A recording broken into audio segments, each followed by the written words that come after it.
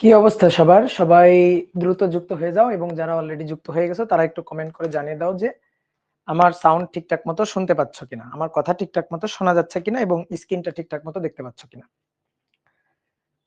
ওকে, ঠিক আছে। Dear student, সবাইকে শুভেচ্ছা জানাচ্ছি আজকের ক্লাসে। আশা করি সবাই ভালো আছো, সবাই সুস্থ আছো। আজকে আমরা ভেক্টর অধ্যায়ের তৃতীয় ক্লাস করব। তো তোমাদের গত ক্লাসে যা পড়াইছিলাম আশা করি তোমরা সেই জিনিসগুলো পড়ছো। আব্দুল্লাহ সাজিদ, মেবি তোমার ক্যামেরাটা অন, ক্যামেরাটা অফ করে দাও। ঠিক আছে, তোমরা অনও রাখতে পারো, সমস্যা নাই, বাট অফ করে দাও, অফ করলেই ভালো। ওকে, তো চলো আমরা শুরু করি।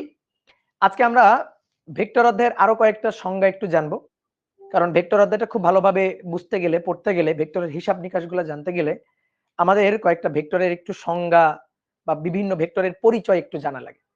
তা আমরা গত ক্লাসে কয়েকটা ভেক্টর আমরা জানছিলাম, ভেক্টরের সংজ্ঞা আমরা দেখছিলাম। তো একটু পড়া নিব নাকি বলো? পড়া ধরবো?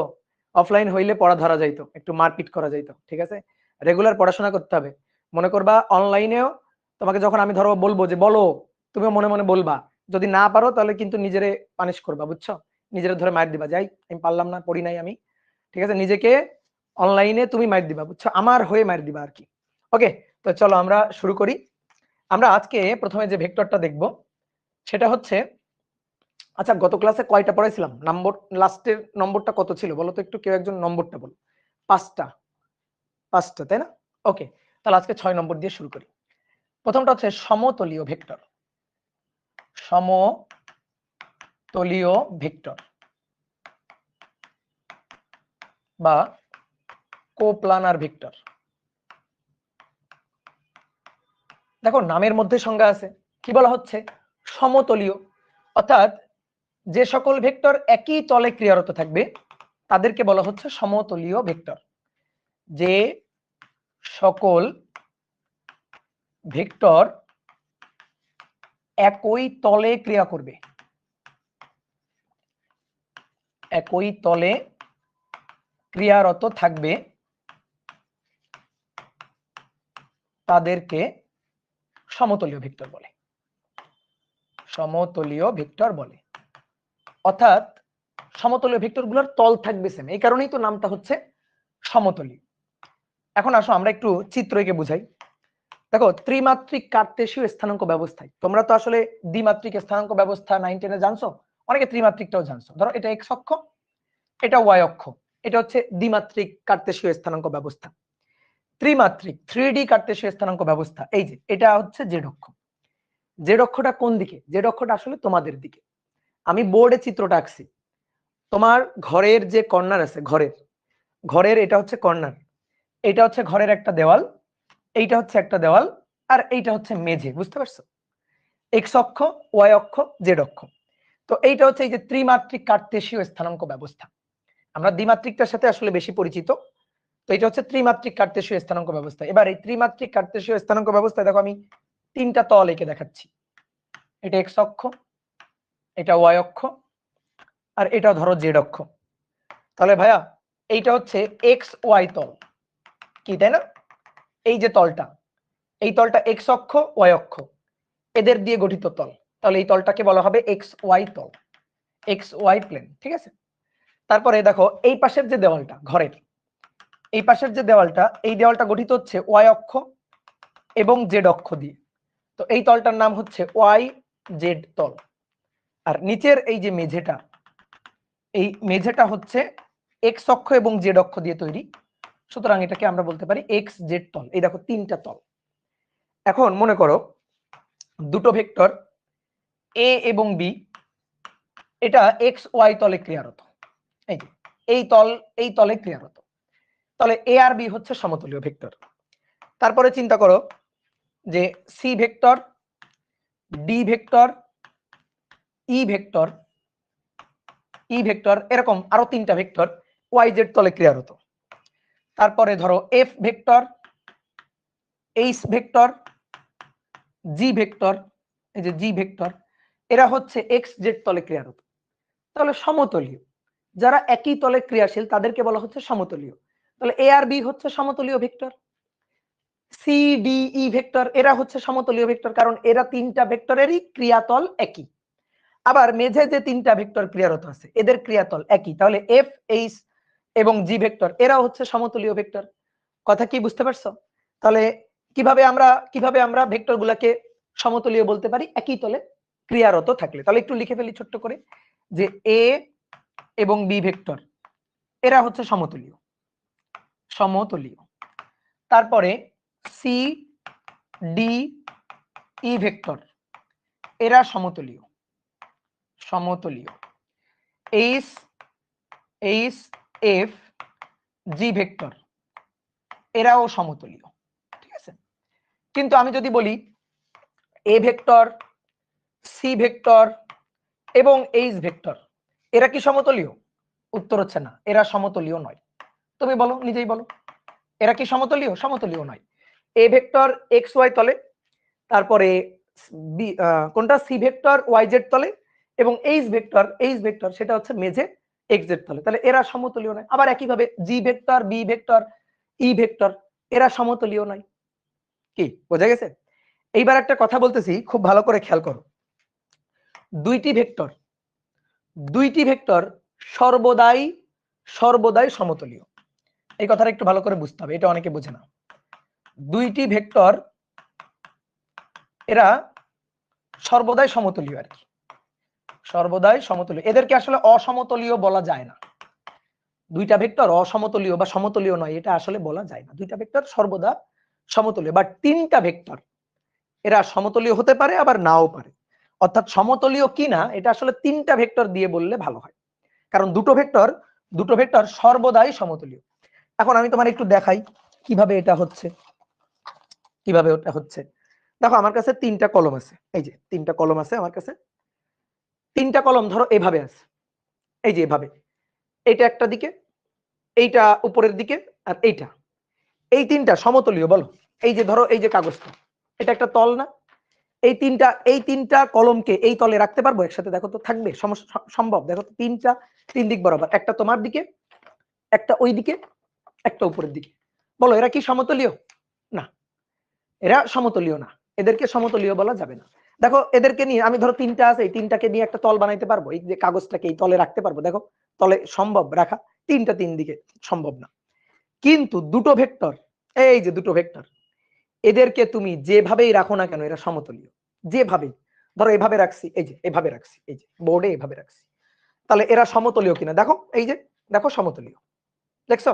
এই যে একই তলে, তাহলে এই যে সমতলীয় ভেক্টর। আবার তুমি বলতে পারো ভাই দুটো ভেক্টর ধরেন এইভাবে রাখেন, এই যে একটা আমার দিকে রাখেন আর একটা ওই দিকে রাখেন। আচ্ছা রাখলাম, নাও, একটা তোমার দিকে রাখলাম, একটা এদিকে রাখলাম। এরা সমতলীয় কিনা? অবশ্যই সমতলীয়। দেখো এই যে সমতলীয়, এই যে সমতলীয়, দেখছো? বুঝতে পারছো? এই যে সমতলীয় ভেক্টর, দুটো ভেক্টর সবসময় সমতলীয়। তুমি এই দুটো কলমকে যেভাবেই রাখো না কেন, এই যে ধরো এইভাবে রাখলাম, এই যে এইভাবে বাঁকা করে রাখলাম, এই যে এইভাবে রাখলাম, তাহলে এইভাবে রাখলে সমতলীয় কিনা? দেখো এই যে সমতলীয়, এই যে দেখো একই তলে আছে। তাহলে দুটো ভেক্টরকে দেখো, এই কলমের দুইটা কলমকে আমি যেভাবে রাখি না কেন, এই সাদা কাগজটাকে, এই তলটাকে এই দুইটা কলমের উপর আমি রাখতে পারতেছি না? দুটো ভেক্টর সর্বদাই সমতলীয়। আমি যদি বলি এ ভেক্টর সি ভেক্টর এরা সমতলীয় কিনা, বলো তো কি হবে? বলো এরা সমতলীয় কিনা? এরা এ ভেক্টর সি ভেক্টর সমতলীয় কিনা? অবশ্যই সমতলীয়। এই যে অনেকে বলছেন না, এই তো না বললে তো হবে না। এই দুটো vector A vector C vector সমতলীয়, দুটো ভেক্টর সর্বদাই সমতলীয়। এতক্ষণ কি বুঝালাম? দুটো ভেক্টর সর্বদাই সমতলীয়। দুটো ভেক্টরকে, এই যে দুটো ভেক্টর, এই দুটো ভেক্টরকে তুমি যেভাবেই রাখো না কেন একটা তল হবে না। দুটো লাঠিকে যেভাবে বাঁধো না কেন, যেভাবেই বাঁধো না কেন, তুমি ওই দুটো লাঠিকে একটা তলে রাখতে পারবে না। একটা সহজ কথা তোমার বলি, দুটো লাঠি একটার সাথে আর একটা জোড়া লাগাবা, একটার সাথে একটা জোড়া লাগাবা, যেভাবেই জোড়া লাগাও না কেন, একটা সহজ কথা, দুটো লাঠি একটার সাথে একটা জোড়া লাগাবা, যেভাবেই লাগাও না কেন, যেভাবে লাগানোর পরে এই লাঠিটাকে ভূমির উপর ফেলে দিবা, ভূমির উপর ফেলে দিবা, ভূমির উপর ফেলে রাখবা। বলো ভূমির উপর যদি ফেলে রাখো, কোনো লাঠি কি ভূমি থেকে উপরে থাকবে নাকি দুটো লাঠি ভূমির সাথে থাকবে? বলো, এইটা আমার কমেন্ট করো। বলো দুটো লাঠি কিভাবে থাকবে? একটার সাথে আর একটা জোড়া লাগাইছি, এবার আমি ভূমির উপর ফেলে দিলাম। ভূমির উপর ফেলে দিলে দুটাই দেখবা মাটিতে পড়ে গেছে, তাই না? দুটাই মাটির সাথে মিশে থাকবে। তো দুইটা মাটির সাথে মিশে থাকলে তাহলে মাটিতে মেঝেতে একটা তল না? তো দুটো ভেক্টরকে যেভাবেই রাখি না কেন তল হবে, যেভাবেই রাখি না কেন। এই যে দুটো ভেক্টরকে যেভাবে রাখি না কেন দেখো একটা তল হবে, দেখো একটা তল হয়েছে। এভাবে রাখলেও তল হবে, এভাবে রাখলেও তল হবে, এভাবে রাখলেও তল হবে, এইভাবে রাখলেও তল হবে, যেভাবে রাখি না কেন তল হবে। তাহলে দুটো ভেক্টর সর্বদাই সমতলীয়। তাহলে সমতলীয় কি না এটা যদি কেউ তোমার জিজ্ঞেস করে, তাহলে বলো কয়টা ভেক্টর দিয়ে জিজ্ঞেস করবে? কয়টা ভেক্টর দিয়ে? অ্যাটলিস্ট তিনটা ভেক্টর দিয়ে বলতে হবে, অ্যাটলিস্ট তিনটা। সমতলীয় কি না এটা কেউ যদি জিজ্ঞেস করে তাহলে অ্যাটলিস্ট তিনটা দিয়ে তোমাকে জিজ্ঞেস করবে, কারণ দুটো দিয়ে কেউ জিজ্ঞেস করবে না, দুটো দিয়ে কেউ জিজ্ঞেস করবে না। সবাই বুদ্ধিমান, সবাই জানে দুটো ভেক্টর সর্বদা সমতলীয়। একজন বলছে ভাই পরস্পরের লম্ব হলে কি সমতলীয় হবে? কেন রে ভাই, লম্ব হলে সমতলীয় হবে না? এই যে এটার সাথে এটা লম্ব, লম্ব হলে সমতলীয় না? এই যে সমতলীয় না? এই যে দেখো তল হয়েছে না? এটাই তো প্রথমে দেখালাম, লম্ব হলে সমতলীয় হতো না। অনেকে বলে ভাই আমি ভূমির উপর রাখবো, ভূমির উপর রাখলে তো এটা দাঁড়ায় থাকবে। দেখো এটা ভূমির উপর আছে, এটা এভাবে দাঁড়ানো আছে, একটু টোকা দিয়ে দাও, টোকা দিলে দেখবা টুপ করে পড়ে গেছে, পড়ে গিয়ে দুটোই মাটির সাথে মিশে গেছে, তাই না? তার মানে দুটো ভেক্টর সর্বদাই সমতুল্য। তাহলে এই জিনিসটা মাথায় রাখবা। বোঝা গেছে? ক্লিয়ার? এইবার আসো সমপ্রারম্ভিক ভেক্টর 7 নম্বর। সমপ্রারম্ভিক, সমপ্রারম্ভিক প্রারম্ভ মানে কি? শুরু। কো ইনিশিয়াল ভেক্টর, কো ইনিশিয়াল ভেক্টর, সমপ্রারম্ভিক ভেক্টর বা কো ইনিশিয়াল ভেক্টর। সমপ্রারম্ভিক মানে সমবিন্দু দিয়ে শুরু, সহজ কথা। তাহলে দুই বা ততোধিক ভেক্টর এরা যদি কোনো একটা একই বিন্দু থেকে ক্রিয়া করে, মানে পাদবিন্দু যদি একই হয়, সহজ কথা, তাহলে তাদেরকে সমপ্রারম্ভিক ভেক্টর বলে। তাহলে দুই বা ততোধিক ভেক্টরের পাদবিন্দু একই হয়ে, দুই বা মানে প্রারম্ভ একই বিন্দু থেকে, এই কারণেই তাদের নাম সমপ্রারম্ভিক। যে মুখস্থ করবে সে কিন্তু ওই যে আমার ফেভারিট স্টুডেন্ট, বুঝছো, আবুল, মুখস্থ করা যাবে না, বুঝে বলবো। সমপ্রারম্ভিক অর্থাৎ দুই বা ততোধিক ভেক্টর, ততোধিক ভেক্টরের পাদবিন্দু বা আরম্ভ বিন্দু একই হল, বা আরম্ভ বিন্দু একই হলে তাদেরকে সমপ্রারম্ভিক বলে।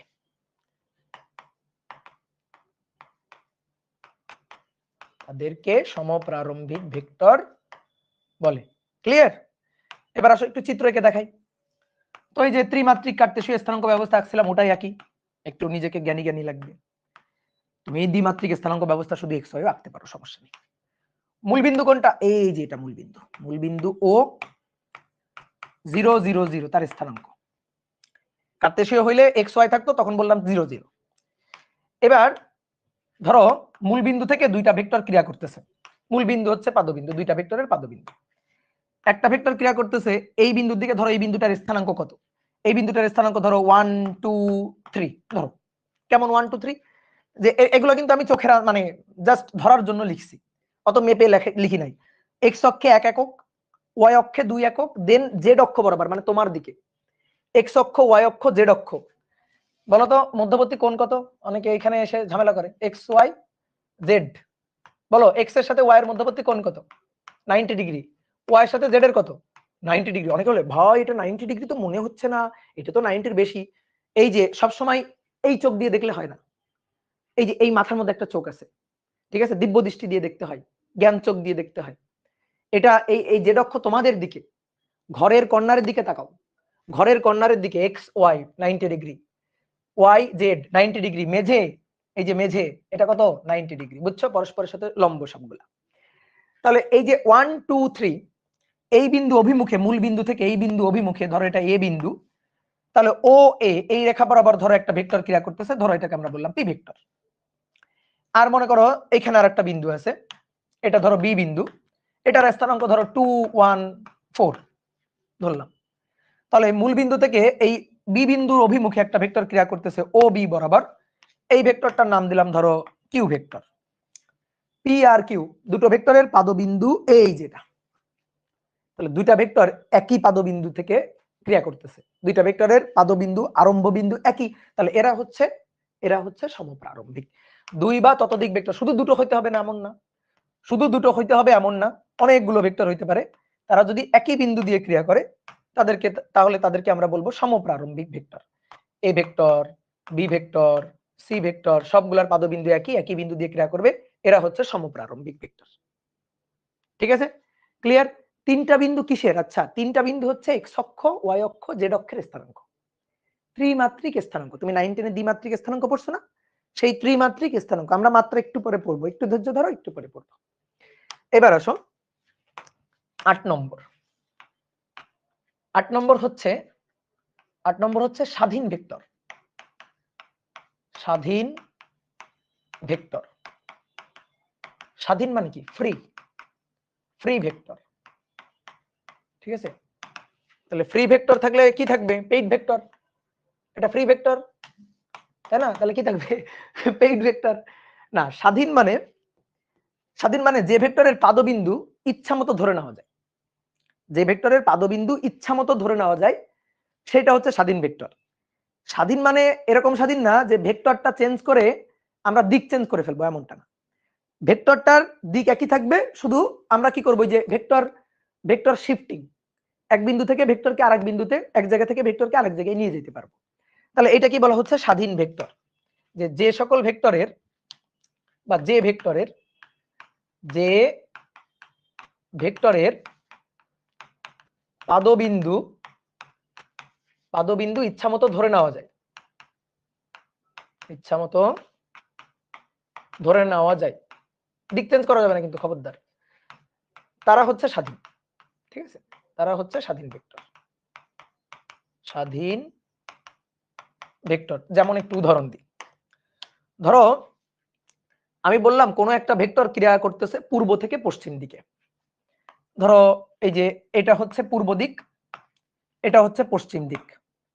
ধরো আমি বললাম যে পূর্ব পশ্চিম দিকে বাতাসের বেগ ভেক্টর, বাতাসের ধরো বেগ, তাহলে বাতাসের বেগ ভেক্টর পূর্ব পশ্চিম দিকে ধরো ভি, ভি এর একটা মানটা আমি বলতে পারি, ধরো বাতাস প্রবাহিত হচ্ছে 2 মিটার পার সেকেন্ড বেগে, এটা হচ্ছে মান। ঠিক আছে, দিকটা কোন দিকে? পূর্ব দিকে, মানে পশ্চিম থেকে পূর্ব দিকে। দেখো ভেক্টরকে প্রকাশ করতে গেলে এই যে এখানে কিন্তু আমি শুধু মান লিখছি, এর সাথে কিন্তু একটা দিক টিক দিতে হবে, তো সেটা একটু পরে আমরা দিব। তো আপাতত জাস্ট এটা ভি ভেক্টর, বাতাসের বেগ ভেক্টর, এরা ক্রিয়া করতেছে পশ্চিম থেকে পূর্ব দিকে, তাহলে পশ্চিম থেকে পূর্ব দিকে, দেখো পূর্ব দিকে আঁকলাম। ঠিক আছে, মান কত? ধরো এর মানটা হচ্ছে ধরো 2 মিটার পার সেকেন্ড, এটা হচ্ছে মান, লিখলাম। এবার এইটাকে দেখো পাদবিন্দু কই ছিল? এই যে এখানে পাদবিন্দু ছিল। এখন আমি এই ভেক্টরটাকে এখান থেকে দেখো তুলে নিয়ে, ভেক্টরটাকে তুলে নিয়ে আমি এখানে লিখতে পারি না? এই যে এখানে লিখতে পারি না? পারি। তাহলে পাদবিন্দু আগে যেখানে ছিল এখন কি পাদবিন্দু সেখানে আছে? পাদবিন্দু শিফট হয়ে পাদবিন্দু চেঞ্জ হয়ে গেছে না? এখন পাদবিন্দুটাকে আমি ইচ্ছামতো ধরে নিতে পারি, এখানে ছিল নিয়ে আসলাম এখানে, ভেক্টরটাকে শিফটিং করে। এবং ভেক্টর শিফটিং এর নিয়ম মেনে মানে যা দৈর্ঘ্য ছিল তাই দৈর্ঘ্য আছে, অর্থাৎ মানে কি আছে? দিকও যা ছিল তাই আছে। তাহলে এরপরে এখান থেকে কপি করে এখানেও নিতে পারি, তাই না? তাহলে দিকের চেঞ্জ হয় না, দিক কিন্তু পশ্চিম থেকে দেখো পূর্ব দিকে আছে, আগেও ছিল পশ্চিম থেকে পূর্ব দিকে দেখো এখনো পশ্চিম থেকে পূর্ব দিকে আছে। তাহলে এইটা হচ্ছে স্বাধীন ভেক্টর, যে এখানে ছিল এখানে আঁকাও যে কথা এখানেও আঁকতে পারি, একই কথা, কোনো সমস্যা নেই। তাহলে এটা হচ্ছে স্বাধীন ভেক্টর। তাহলে স্বাধীন থাকলে কি পরাধীন আছে? অবশ্যই পরাধীন আছে, পরাধীন বলে না, এটাকে বলা হয় সীমাবদ্ধ ভেক্টর। স্বাধীন ভেক্টর বোঝা গেছে? স্বাধীন ভেক্টরে পাদবিন্দুটা কেমনে চেঞ্জ হচ্ছে তোমার আমি আরেকটু বলি। দেখো এটা ওয়াই অক্ষ, এটা হচ্ছে এক্স অক্ষ। ঠিক আছে, ধরো কোন একটা ভেক্টর এক্স অক্ষ বরাবর ক্রিয়ারত, এক্স অক্ষ তার ধারক রেখা, কোন একটা ভেক্টর যে রেখা বরাবর ক্রিয়া করে তাকে তার ধারক রেখা বলে, ধরো এটা এক্স অক্ষ। তো কোন একটা ভেক্টর এক্স অক্ষ বরাবর ক্রিয়ারত, এই যে এক্স অক্ষ বরাবর এই ভেক্টরটা ক্রিয়ারত, তার পাদবিন্দু এখানে ছিল যার স্থানাঙ্ক ধরো 2 0, পাদবিন্দু এটা মূল বিন্দু 0 0, তাহলে এই ভেক্টরের পাদবিন্দু এটা মূল বিন্দু 0 0, তার থেকে 1 2 2 0, তাহলে 2 0, এই যে 2 0 এটা হচ্ছে এই ভেক্টরের পাদবিন্দু, ধরো এটা পি ভেক্টর। এখন আমি এই ভেক্টরটাকে এখান থেকে তুলে নিয়ে ভেক্টরটাকে কপি করলাম, কপি করে তুলে নিয়ে এখানে নিয়ে গেলাম, এই তাহলে পি ভেক্টরটাকে শিফট করে এখানে নিয়ে গেলাম, নিতে অবশ্যই পারি, মান আর দিক সেম আছে। আগে ছিল এই ভেক্টরের পাদবিন্দু 2 0, তাহলে এটা ধরো 1 2 3 4 5 6 7 8, তাহলে এবার পাদবিন্দু কোথায় চলে গেছে? 8 0 বিন্দুতে চলে গেছে। তো পাদবিন্দু ইচ্ছা মতো নিতে পারতেছি আমি, এটাই হচ্ছে স্বাধীন ভেক্টর। বুঝছো? ভেঙে বুঝাইলাম। এবার স্বাধীন ভেক্টরের বিপরীত হচ্ছে সীমাবদ্ধ ভেক্টর। স্বাধীন ভেক্টরের বিপরীত হচ্ছে সীমাবদ্ধ ভেক্টর, লোকালাইজড ভেক্টর, সীমাবদ্ধ ভেক্টর বা লোকালাইজড ভেক্টর। তো সীমাবদ্ধ ভেক্টর কি? সীমাবদ্ধ ভেক্টর এর উল্টাটা, স্বাধীনের উল্টাটা। স্বাধীন ভেক্টরে কি ছিল? যে ভেক্টরের পাদবিন্দু ইচ্ছা মতো ধরে নেওয়া যায়। তাহলে সীমাবদ্ধ ভেক্টর কি হবে? পাদবিন্দু ইচ্ছা মতো ধরে নেওয়া যায় না, পাদবিন্দু নির্দিষ্ট। যে ভেক্টরের পাদবিন্দু ইচ্ছা মতো ধরে নেওয়া বা আঁকা যায় না, পাদবিন্দু সুনির্দিষ্ট।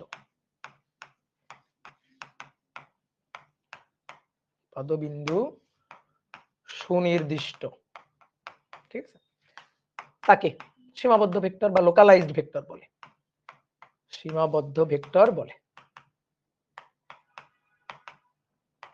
ঠিক আছে, এবার আসো এর উদাহরণটা কি হইতে পারে। এর উদাহরণ হচ্ছে অবস্থান ভেক্টর একটা সীমাবদ্ধ ভেক্টর। অবস্থান ভেক্টর 9 10 এ পড়ছো অ্যাটলিস্ট, আমরা পড়বো একটু পরে, সমস্যা নেই। অবস্থান ভেক্টর হচ্ছে মূল বিন্দুর সাপেক্ষে কোন বিন্দুর অবস্থান যে ভেক্টরের সাহায্যে প্রকাশ করা হয়। কি বললাম সংজ্ঞার মধ্যে? কি বললাম? অবস্থান ভেক্টরের সংজ্ঞা কি বললাম? মূল বিন্দুর সাপেক্ষে কোন বিন্দুর অবস্থান যে ভেক্টরের সাহায্যে প্রকাশ করা হয়। লিখবা না এক্স অক্ষ ওয়াই অক্ষ, মূল বিন্দু না এটা। তাহলে এই একটা বিন্দু, ওই যে একটু আগেই তো আঁকলাম। ধরো এই বিন্দুর স্থানাঙ্ক, যেহেতু এখানে এক্স ওয়াই দ্বিমাত্রিক স্থানাঙ্ক আছে, ধরো 1 2। তাহলে মূল বিন্দু থেকে এই বিন্দু অভিমুখে ক্রিয়ারত এই যে ভেক্টর, এটা হচ্ছে একটা অবস্থান ভেক্টর। মূল বিন্দুর সাপেক্ষে এই বিন্দুর অবস্থান প্রকাশ করতেছে। ধরো এটা হচ্ছে পি ভেক্টর, তো এটা হচ্ছে এই বিন্দুর অবস্থান ভেক্টর। এই বিন্দুর অবস্থান ভেক্টরের পাদবিন্দু এই যে মূল বিন্দুর সাপেক্ষে এই বিন্দুর অবস্থান ভেক্টর। তাহলে মূল বিন্দু পাদবিন্দু ফিক্সড, নির্দিষ্ট।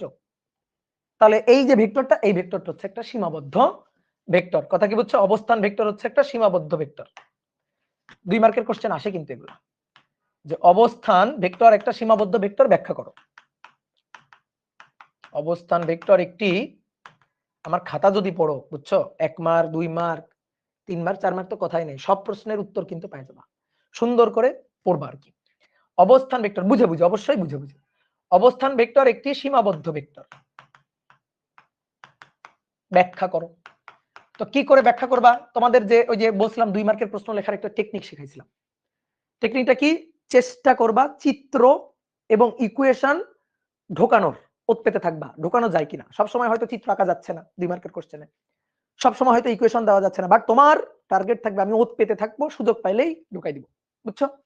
তাহলে সীমাবদ্ধ ভেক্টরের সংজ্ঞাটা তুমি আগে লিখবা, যেহেতু সীমাবদ্ধ ভেক্টরের কথা বলছে। এবার অবস্থান ভেক্টরের সংজ্ঞাটা লিখবা। লেখার পরে অবস্থান ভেক্টর হচ্ছে মূল বিন্দুর সাপেক্ষে কোন বিন্দুর অবস্থান যে ভেক্টরের সাহায্যে প্রকাশ করা হয়। ঠিক আছে, অবস্থান ভেক্টর হচ্ছে, অবস্থান ভেক্টর এটা হচ্ছে মূল বিন্দুর সাপেক্ষে কোন বিন্দুর অবস্থান ভেক্টর। মূল বিন্দুর সাপেক্ষে কোন বিন্দুর অবস্থান প্রকাশ করে। তাহলে পাদবিন্দু কোনটা? মূল বিন্দু। তাহলে পাদবিন্দু মূল বিন্দু ফিক্সড, পাদবিন্দু এটা মূল বিন্দু। তাহলে পাদবিন্দু অবস্থান ভেক্টর পাদবিন্দু ফিক্স না? কি বলা হয়েছিল?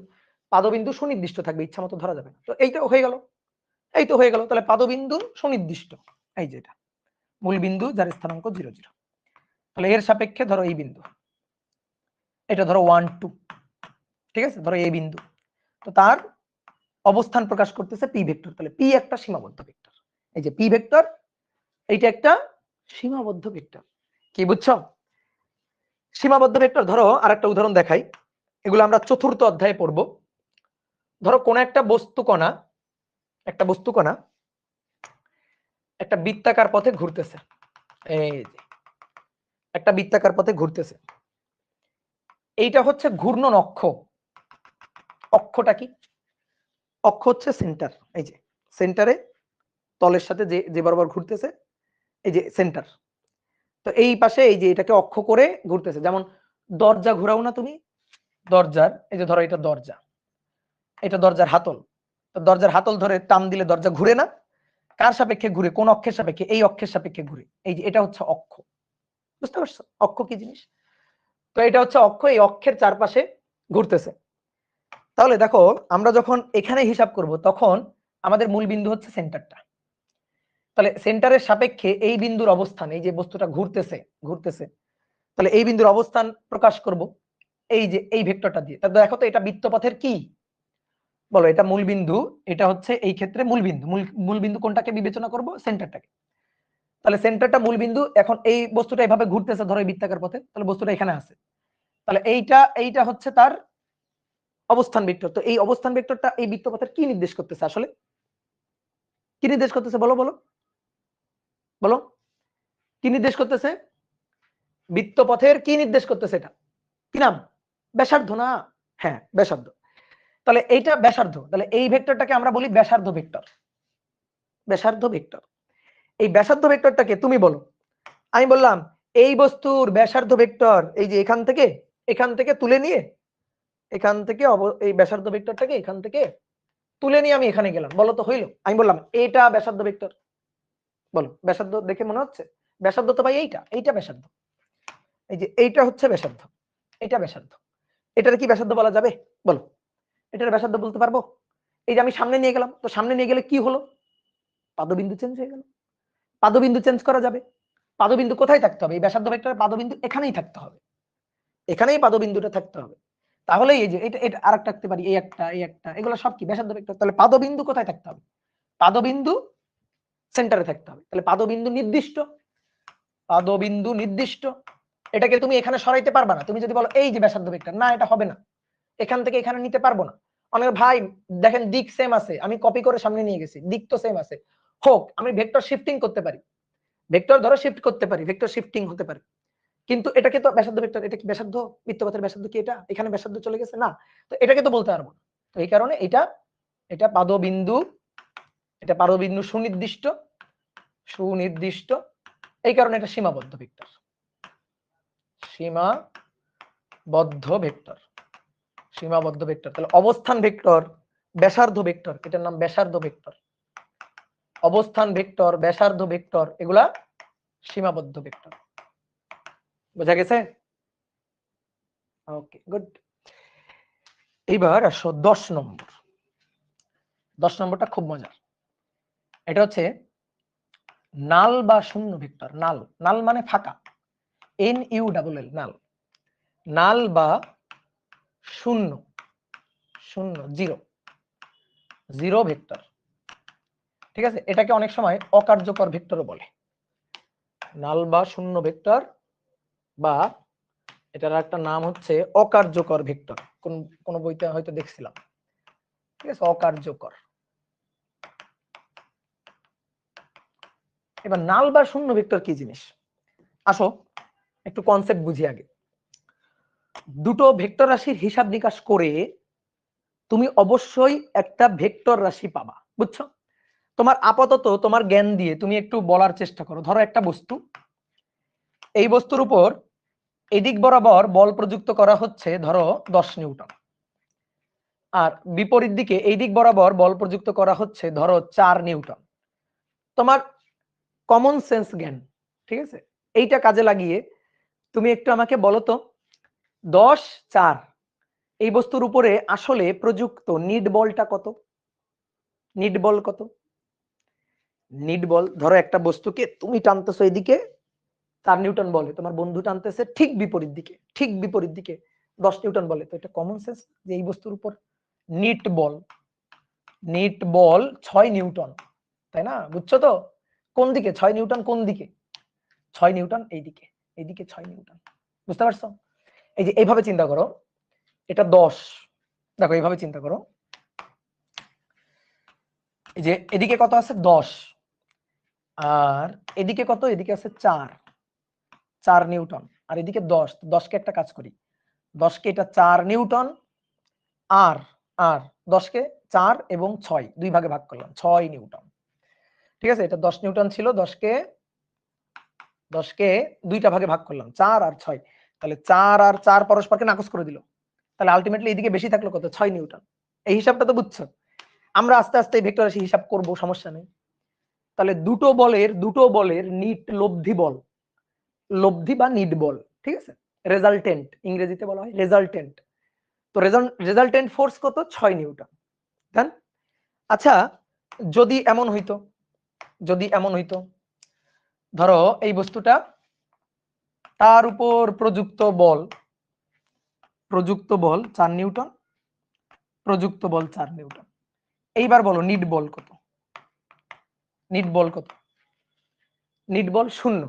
এখন একটা কথা শোনো, দুটো বলের হিসাব নিকাশ করে, বল কি রাশি, ভেক্টর রাশি, দুটো বলের হিসাব নিকাশ করে তুমি কিন্তু একটা বলই পাবা। যদি এমন হইতো দুটো বল একই দিকে, ধরো 10 আর 4 একই দিকে, তাহলে 14 হয়ে যেত। তাহলে দুটো বল ভেক্টরের হিসাব নিকাশ করে তুমি একটা বলই পাবা। এই দুটো বলের হিসাব করে তুমি কি স্মরণ পাবা নাকি? এটা তো পাগলের মতো কথা, যেটা তো হয় না। এটা তো মনে করো যে 9-10 যে রুলস তোমরা শিখছো, যে অবশ্যই সেম সেম রাশি হইলে যোগ বিয়োগ করা যাবে। আমি বলের সাথে স্মরণ যোগ বিয়োগ করতে পারবো না। বল আর স্মরণের যোগ বিয়োগ করে আমি ত্বরণ কখনো পাবো না। পাবো কি? পাবো না। সেম সেম রাশি না হইলে যোগ বিয়োগ করা যায় না। আমি বললাম এই বলো দুটো গরু 3টা ছাগল মিলে কয়টা গরু, বলো। এই প্রশ্ন হইলো? তুমি দুটো গরুর সাথে 3টা ছাগল যোগ করতে পারো? পারো না। তাহলে অবশ্যই যোগ বিয়োগ করতে গেলে একই রাশি হইতে হবে, এবং দুটো গরুর সাথে 3টা গরু যোগ করে 5টা গরুই পাওয়া যাবে, তাই না? তাহলে বলের সাথে যদি বলের হিসাব নিকাশ যোগ বিয়োগ করি, আর কি হিসাব নিকাশ বলতে আমি যোগ বিয়োগ বুঝাচ্ছি, যোগ বিয়োগ করি তাহলে আমি বলই পাবো। এখন কথা হচ্ছে কি, 4 আর 4, এই 4 নিউটন বলের ঠিক বিপরীতে 4 নিউটন বল। তাহলে একটা কথা কি বলতে পারি, এটা যদি এ ভেক্টর হয়, দেখি তোমরা বলবা বুদ্ধি দিয়ে, গত ক্লাসের বুদ্ধি। এটা যদি এ ভেক্টর হয়, এটা কি ভেক্টর?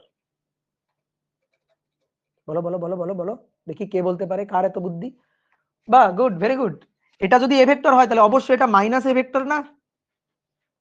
এর মান কত, 4।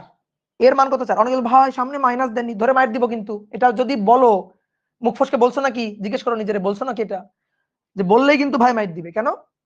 কারণ ভেক্টরের মান, এই ভেক্টরটার এই ভেক্টরের মান 4 নিউটন, এটার মান 4 নিউটন, কিন্তু দিক বিপরীত বলে মাইনাস এ ভেক্টর। মানের আগে এটা মানের আগে কখনো আমরা মাইনাস দিব? মান কখনো মাইনাস টাইনাস হবে? এটা গত ক্লাসে বলছি। এখন আমি যদি এই দুইটার নিট বলটা হিসাব করি, রেজাল্টেন্ট হিসাব করি, কত পাবো? 0 পাবো। এখন আমি দুটো বলের হিসাব করে একটা বলই তো পাবো, তাই না? দুটো বলের হিসাব করে একটা বলই পাবো। বল পাইছি, কিন্তু বলের মানটা কত? 0। তাহলে দেখো বল কিন্তু ভেক্টর রাশি, নিট বল, বলের হিসাব করে বলই পাবো। বল কি? ভেক্টর। সেই ভেক্টরের মান কত হয়ে গেল? 0। এখন ধরো দুটো ভেক্টর রাশির হিসাব করে তো একটা ভেক্টরই পাওয়া যায়। তাহলে আমি যদি জিজ্ঞেস করি, বলো তো এই জিরোটা আসলে স্কেলার জিরো নাকি ভেক্টর জিরো? মানে কেমন জিরো আসলে এই জিরোটা? অবশ্যই এটা ভেক্টর জিরো, কারণ এটা তো বলের মান, মানে বল ভেক্টর। দুটো ভেক্টর রাশি বল বল বল এবং বল, তার হিসাব করে আমি বলই পাবো, মানে ভেক্টরই পাবো। তাহলে মান হচ্ছে 0, কিন্তু সে তো একটা ভেক্টর হওয়ার কথা, মানে বল ভেক্টর হওয়ার কথা। তার মানে দেখো দুটো বিপরীত ভেক্টরের রেজাল্টেন্ট, দুটো বিপরীত ভেক্টর, তার রেজাল্টেন্ট 0 হয়ে যাচ্ছে। তো এটাই হচ্ছে 0 ভেক্টর। এখন অনেকে বলতে পারে, ভাই ভেক্টর তো 0, এর দরকার কি? দরকার হচ্ছে একটু কনসেপচুয়ালি ব্যাপারটা একটু বোঝার চেষ্টা করো। মানে কনসেপচুয়ালি এর গুরুত্বটা আছে। গুরুত্বটা কি? দুটো ভেক্টর রাশি হিসাব করে একটা ভেক্টর রাশি পাওয়া যাবে। এখন দুটো ভেক্টর বিপরীত দিকে ক্রিয়াশীল একই মানে, তাহলে তাদের রেজাল্টেন্ট অবশ্যই একটা ভেক্টরই হবে। তো ওই ভেক্টরটা তো 0 হয়ে যাচ্ছে। তাহলে 0 একটা ভেক্টর হচ্ছে, ভেক্টরটা একটা 0 ভেক্টর হচ্ছে। কথা বুঝছো? এই যে 0 ভেক্টর চলে আসলো। কি ক্লিয়ার? মাথার মধ্যে ঢুকছে? তাহলে 0 ভেক্টর বা নাল ভেক্টর কি? যে ভেক্টরের মান 0, যে ভেক্টরের মান 0। অনেকে বলে ভাই 0 ভেক্টর এর লাগবে কেন? লাগবে হচ্ছে ওই যে দুটো ভেক্টর হিসাব নিকাশ করে তো একটা ভেক্টরই পাওয়া যাক, হোক সেটা 0, বাট সে 0 অবশ্যই ভেক্টর। ঠিক আছে? শুধু মান 0 মানে 0 না। সে আসলে ওর আসলে পরিচয় কি? ধরো ওকে তুমি জিজ্ঞেস করলে, এই তোমার পরিচয় কি? তুমি কে আসলে? তুমি কি স্কেলারের বংশভূত না ভেক্টরের বংশভূত? তো কি বলবে? আমি কার বংশভূত? বলো কার বংশভূত? ও কি বলবে যে ও কোত্থেকে আসছে? ওর মা ছিল একটা বল ভেক্টর, বাবা ছিল একটা বল ভেক্টর, তাহলে ও কি স্কেলার হয়ে যাবে? তো ও তো ভেক্টরের বংশভূত, তো এই কারণে ও 0 হইলো, ওটা সেই ভেক্টর। তো এইভাবেই আসলে শূন্য ভেক্টর আসে। তাহলে আমরা একটু সংজ্ঞা লিখি, যে ভেক্টরের মান শূন্য, যে ভেক্টরের মান শূন্য তাকে শূন্য বা নাল ভেক্টর বলে, শূন্য বা নাল ভেক্টর বলে। বুঝতে পারছো? এবার শূন্য বা নাল ভেক্টর কিভাবে পাওয়া যায়? 2 মার্কের কোশ্চেন আসে, শূন্য ভেক্টর কিভাবে পাওয়া যায়, কিভাবে পাওয়া যায়? শূন্য বা নাল ভেক্টর আমরা কিভাবে পাইতে পারি? খুবই কমন সেন্স, কিভাবে পাইতে পারি বলো দেখি? 2 ভাবে পাওয়া যায়।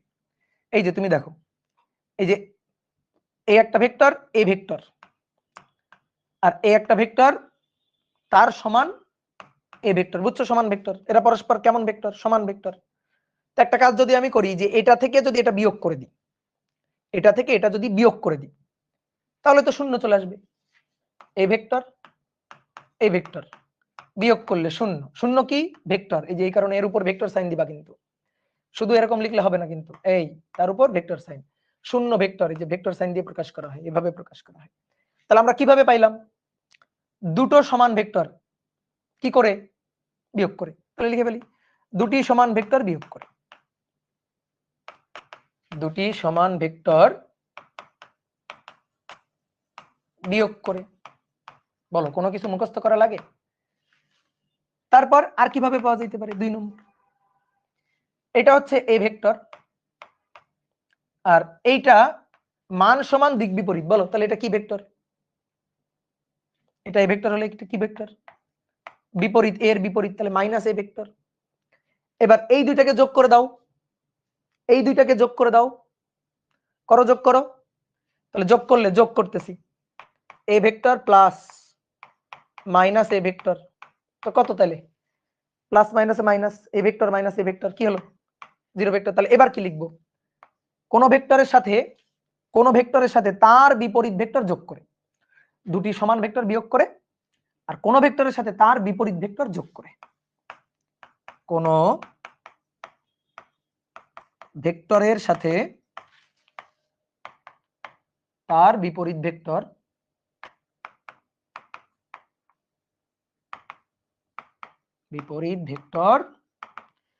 যোগ করে। বুঝতে পেরেছো? ঠিক আছে। শূন্য ভেক্টর থেকে 2 মার্কের আরো সুন্দর সুন্দর কোশ্চেন আসে, আমি কথাগুলা লিখে দিচ্ছি এখানে। শূন্য ভেক্টরকে আঁকা যাবে না। দেখো, শূন্য ভেক্টরকে আঁকতে পারবো না, আঁকা যাবে না। তুমি বলো কেন আঁকা যাবে না? শূন্য ভেক্টরকে আঁকা যাবে না। আঁকা যাবে, কারণ আমরা যখন ভেক্টরকে আঁকি তখন একটা রেখা দিয়ে ভেক্টরকে প্রকাশ করি, রেখার দৈর্ঘ্যটাই ভেক্টরের মান প্রকাশ পায়। শূন্য ভেক্টর যার মান শূন্য, তাহলে আঁকো এমন একটা রেখা, আঁকো যার দৈর্ঘ্য শূন্য, এমন একটা রেখা আঁকো যার দৈর্ঘ্য শূন্য। পারবা আঁকতে? তাহলে কেউ যদি তোমাকে বলে শূন্য ভেক্টর আঁকো, তখন বলবা এই যে শূন্য ভেক্টর, শূন্য ভেক্টর আঁকো, আঁকছি এই যে শূন্য ভেক্টর।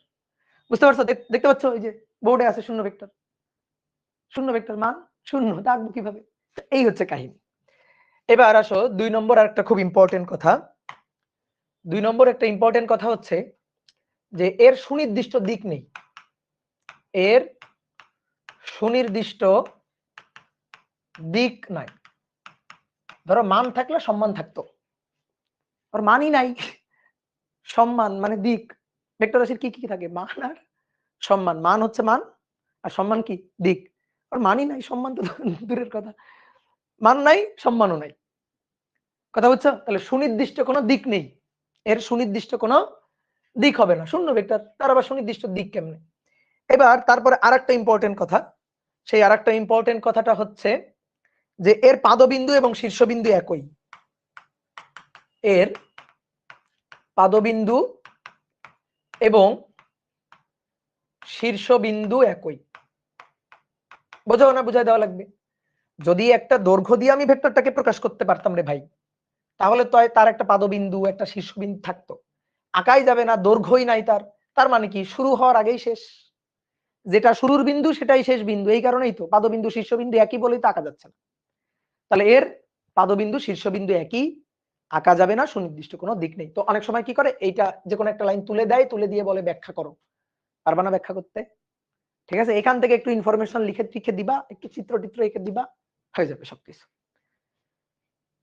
ওকে, এবার আসো 11 নম্বর। 11 নম্বর হচ্ছে সঠিক ভেক্টর। সঠিক ভেক্টর, সঠিক ভেক্টর কি? শূন্য ভেক্টরের উল্টাটা। একটা মজার জিনিস খেয়াল করো, দেখো ম্যাক্সিমাম সময় দেখবা একটার উল্টাটা আর একটা, যেমন সমান বিপরীত, সদৃশ বিসদৃশ, তারপরে স্বাধীন সীমাবদ্ধ, নাল ভেক্টর সঠিক ভেক্টর, একটার একটার বিপরীত। নাল ভেক্টরের মান হচ্ছে 0, এই কারণে সেটা নাল ভেক্টর, অকার্যকর ভেক্টর বা হচ্ছে শূন্য ভেক্টর। তাহলে যে ভেক্টরের মান 0 নয় সেই সঠিক ভেক্টর, যে ওর একটা মান আছে। তাহলে এটা নিয়ে আর আলোচনা করার কিছু নাই। যে ভেক্টরের মান 0 নয়, যে ভেক্টরের মান 0 নয় তাকে সঠিক ভেক্টর বলে, তাকে সঠিক ভেক্টর বলে, সঠিক ভেক্টর বলে। তাহলে ধরো একটা পি ভেক্টর, এই যে পি ভেক্টর, এই পি ভেক্টরের মান আছে, এই যে আঁকছি দৈর্ঘ্য, এই দৈর্ঘ্যটাই মান প্রকাশ করতেছে, তাহলে এটা একটা সঠিক ভেক্টর। এই যে আঁকছি যে, তাহলে এর মান আছে, ধরো এর মান কত, একটা বল ভেক্টর, ধরো 5 নিউটন মান, তাহলে এটা একটা সঠিক ভেক্টর, সঠিক ভেক্টর। তো এটা নিয়ে তো আর কি আলোচনা করব, এখানেই আলোচনা শেষ সঠিক ভেক্টরের। কি ক্লিয়ার? এবার আসো 12 নম্বর। 12 নম্বর পড়ার আগে আমরা একটা জিনিস একটু পড়বো, সেটা হচ্ছে মাত্রা বা ডাইমেনশন। ডাইমেনশন, মাত্রা। মাত্রা কি জানো? আগে একটু সংজ্ঞা বলি। কোন বস্তুর অবস্থান বা তার গতি, এটা প্রকাশের জন্য যে কয়টা স্বাধীন চলরাশি লাগে তার মাত্রা হবে তত, তার মাত্রাটা হবে তত। কি বললাম? কোন বস্তুর অবস্থান বা গতি প্রকাশের জন্য যে কয়টা স্বাধীন চলরাশি লাগে, ঠিক আছে, আমরা একটু সংজ্ঞাটা লিখি, তারপরে যাচাই বাছাই করে দেখতেছি কি বললাম না বললাম। কোন বস্তুর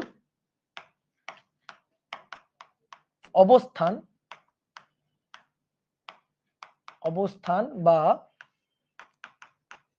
গতি প্রকাশের জন্য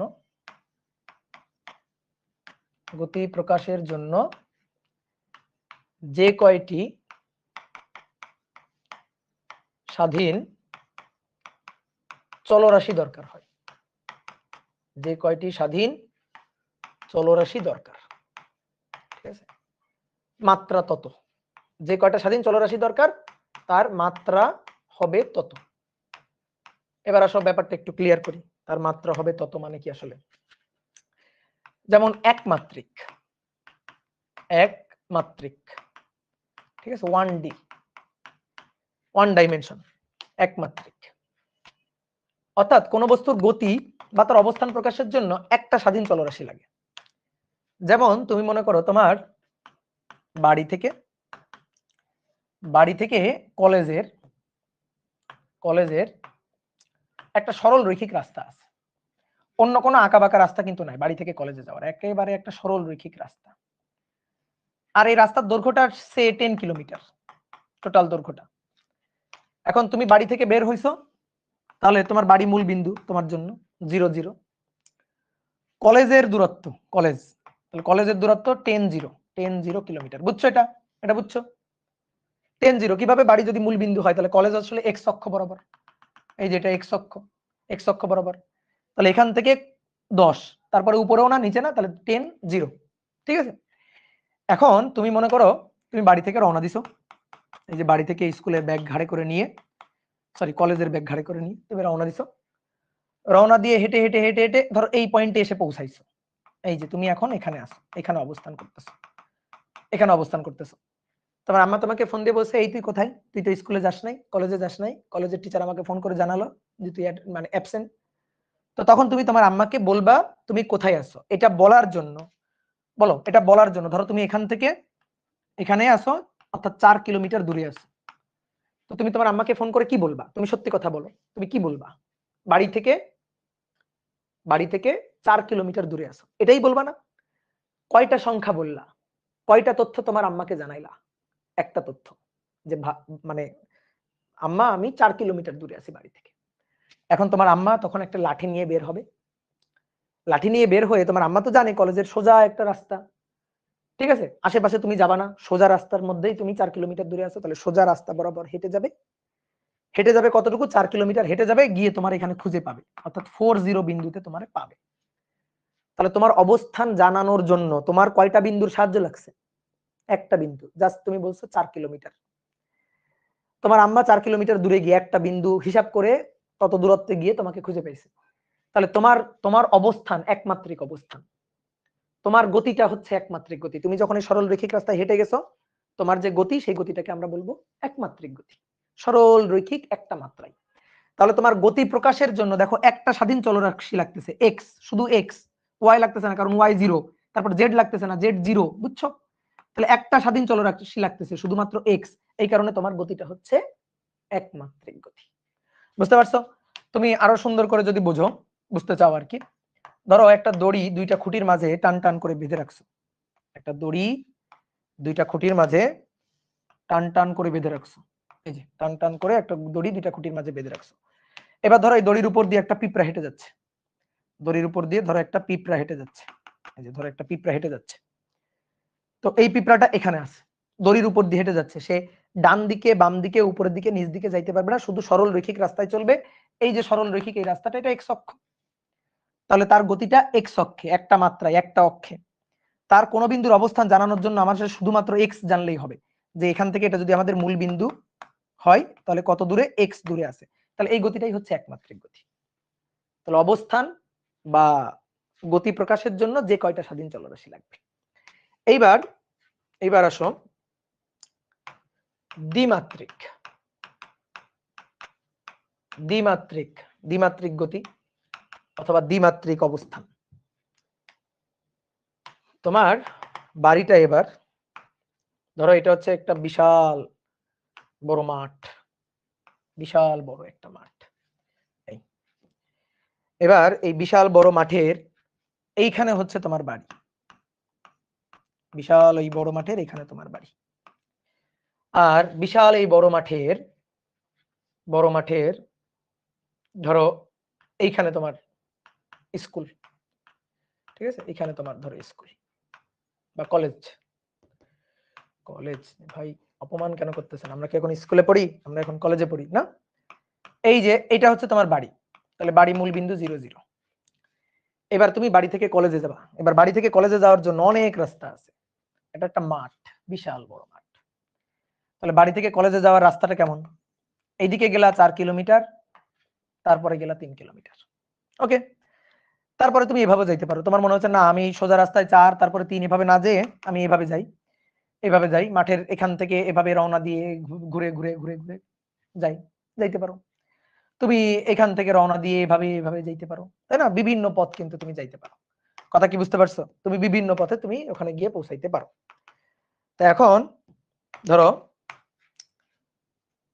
এটা যদি মূল বিন্দু হয়, এইটা হচ্ছে আমার এক্স অক্ষ, এটা যদি মূল বিন্দু হয় তাহলে এইটা হচ্ছে আমার ওয়াই অক্ষ, বুঝছো? ধরো এটা হচ্ছে পূর্ব দিক, হ্যাঁ, এটা হচ্ছে উত্তর দিক, তাহলে পূর্ব দিকের বিপরীতে এদিকে আছে পশ্চিম, এটা উত্তর দিক, তার বিপরীতে এদিকে আছে দক্ষিণ। বোঝা গেছে? বোঝা গেছে? তাহলে এখন তুমি এখানে যাচ্ছ, তুমি দেখো তো সরল রৈখিক রাস্তায় যাইতে হচ্ছে তোমার, তুমি ওই পয়েন্টে পৌঁছাচ্ছ কিভাবে? এখান থেকে প্রথমে এতটুকু যাচ্ছ, এতটুকু এক্স অক্ষে যাচ্ছ, তারপরে এখান থেকে এতটুকু ওয়াই অক্ষে যাচ্ছ, এই যে ওয়াই অক্ষে যাচ্ছ, গিয়ে তুমি এখানে পৌঁছাচ্ছ। অর্থাৎ ধরো এটা 4 কিলোমিটার, এটা 3 কিলোমিটার। তাহলে তুমি কলেজে আছো, কলেজ কোথায়? কলেজ হচ্ছে 4-3 বিন্দুতে, বুঝছো? কলেজ কোথায়? কলেজ হচ্ছে 4-3 বিন্দুতে। এখন তুমি ধরো তোমার আম্মাকে ফোন করে বললা আমি কলেজে আছি, মানে কলেজের স্থানাঙ্ক তুমি বললা। তো তুমি তোমার আম্মাকে এবার শুধু বললা যে আমি ধরো 4 কিলোমিটার দূরে আছি, 4 কিলোমিটার, শুধু 4 কিলোমিটার। তাহলে এবার তোমার আম্মা তোমারে কিন্তু খুঁজে পাবে না, পাবে খুঁজে? তুমি বলছো বাড়ি থেকে 4 কিলোমিটার, 4 কিলোমিটার, দেখো 4 কিলোমিটার এখানে হয়, 4 কিলোমিটার এটা হয়, 4 কিলোমিটার এটা হয়, 4 কিলোমিটার এই বিন্দু হয়, 4 কিলোমিটার এই বিন্দু হয়, 4 কিলোমিটার এই বিন্দু হয়, 4 কিলোমিটার এই বিন্দু হয়। দেখছো 4 কিলোমিটার দূরে বাড়ি থেকে কতগুলো বিন্দু? তাই না? তাহলে অনেকগুলো বিন্দু, তাহলে শুধু 4 কিলোমিটার দিয়ে তোমার খুঁজে পাওয়া সম্ভব না। তাহলে বলো তো কি বললে তোমার খুঁজে পাওয়া সম্ভব? কি বললে তোমার খুঁজে পাওয়া সম্ভব? কি বললে? তুমি তখন বলবা যে 4 কিলোমিটার 3 কিলোমিটার দূরে আছি। তখন তোমার আম্মা বুঝবে যে আচ্ছা এটা মূল বিন্দু, তাহলে এক্স অক্ষ বরাবর 4 কিলোমিটার, তাহলে 4 কিলোমিটার এখান থেকে হেঁটে এখানে আসবে। তারপরে ওয়াই অক্ষ বরাবর, এটা ওয়াই অক্ষ, এই কোণ কিন্তু 90 ডিগ্রি, বুঝছো? দিব্য দৃষ্টি দিয়ে দেখো, জ্ঞান চোখ দিয়ে দেখো, এই কোণ কিন্তু 90 ডিগ্রি। এক্স অক্ষ, এটা ওয়াই অক্ষ, 3D চিত্র আঁকতেছি। তাহলে তোমার আম্মা এখান থেকে 4 কিলোমিটার, দেন এখান থেকে 3 কিলোমিটার যাবে, গিয়ে তোমার স্কুলে বা কলেজে ঢুকবে। তাহলে তোমার অবস্থান প্রকাশের জন্য কয়টা বিন্দু সাহায্য লাগতেছে? 2টা বিন্দু সাহায্য লাগতেছে। তো এইটা হচ্ছে দ্বিমাত্রিক। দ্বিমাত্রিক কিন্তু আর একটা ভাবে প্রকাশ করা যায়, অ্যাঙ্গেল এবং আর, অর্থাৎ পোলার স্থানাঙ্ক, এটা কার্তেশীয় স্থানাঙ্ক, পোলার স্থানাঙ্ক দিয়েও প্রকাশ করা যায়। তুমি তোমার আম্মাকে বলবা যে আমি এক্স অক্ষের সাথে থেটা কোণে আর দূরত্বে আছি, দেখো তোমার আম্মা কিন্তু খুঁজে পাবে। এক্স অক্ষের সাথে থেটা কোণে আর দূরত্বে, শুধু আর দূরত্ব বললে কিন্তু খুঁজে পাবে না। আর দূরত্ব, আর দূরত্ব, আর দূরত্ব, অনেক বিন্দু হয়, অনেক অনেক অনেক অনেক বিন্দু হয়। তাহলে দুটা বিন্দু বলতে হবে, দুটা তথ্য দিতে হবে যে থেটা কোণে আর দূরত্বে, ধরো 30 ডিগ্রি কোণে আর দূরত্বে, তাহলে কিন্তু খুঁজে পাবে। তো এটা হচ্ছে আর থেটা আর এক্স ওয়াই, কার্তেশীয় স্থানাঙ্ক, পোলার স্থানাঙ্ক। মাথার মধ্যে ঢুকছে এই জিনিসগুলো কেমনে কাজে লাগে? তাহলে দুটো তথ্য লাগতেছে, দুটো স্বাধীন চলরাশি লাগতেছে গতি প্রকাশের জন্য, 2টা স্বাধীন চলরাশি লাগতেছে। তাহলে এইটা হচ্ছে দ্বিমাত্রিক গতি, অবস্থানটা হচ্ছে দ্বিমাত্রিক। ওকে, এইবার তুমি মনে করো তুমি তো কলেজে উঠছো, তোমার তো এবার পাখা গজাইছে, ওই যে আবুলের মতো। তাহলে এবার ত্রিমাত্রিক বা 3D এই ব্যাপারটা কেমন? এই ব্যাপারটা খুবই মজার। দ্বিমাত্রিক ব্যাপারটা খুবই মজার, দেখো তুমি।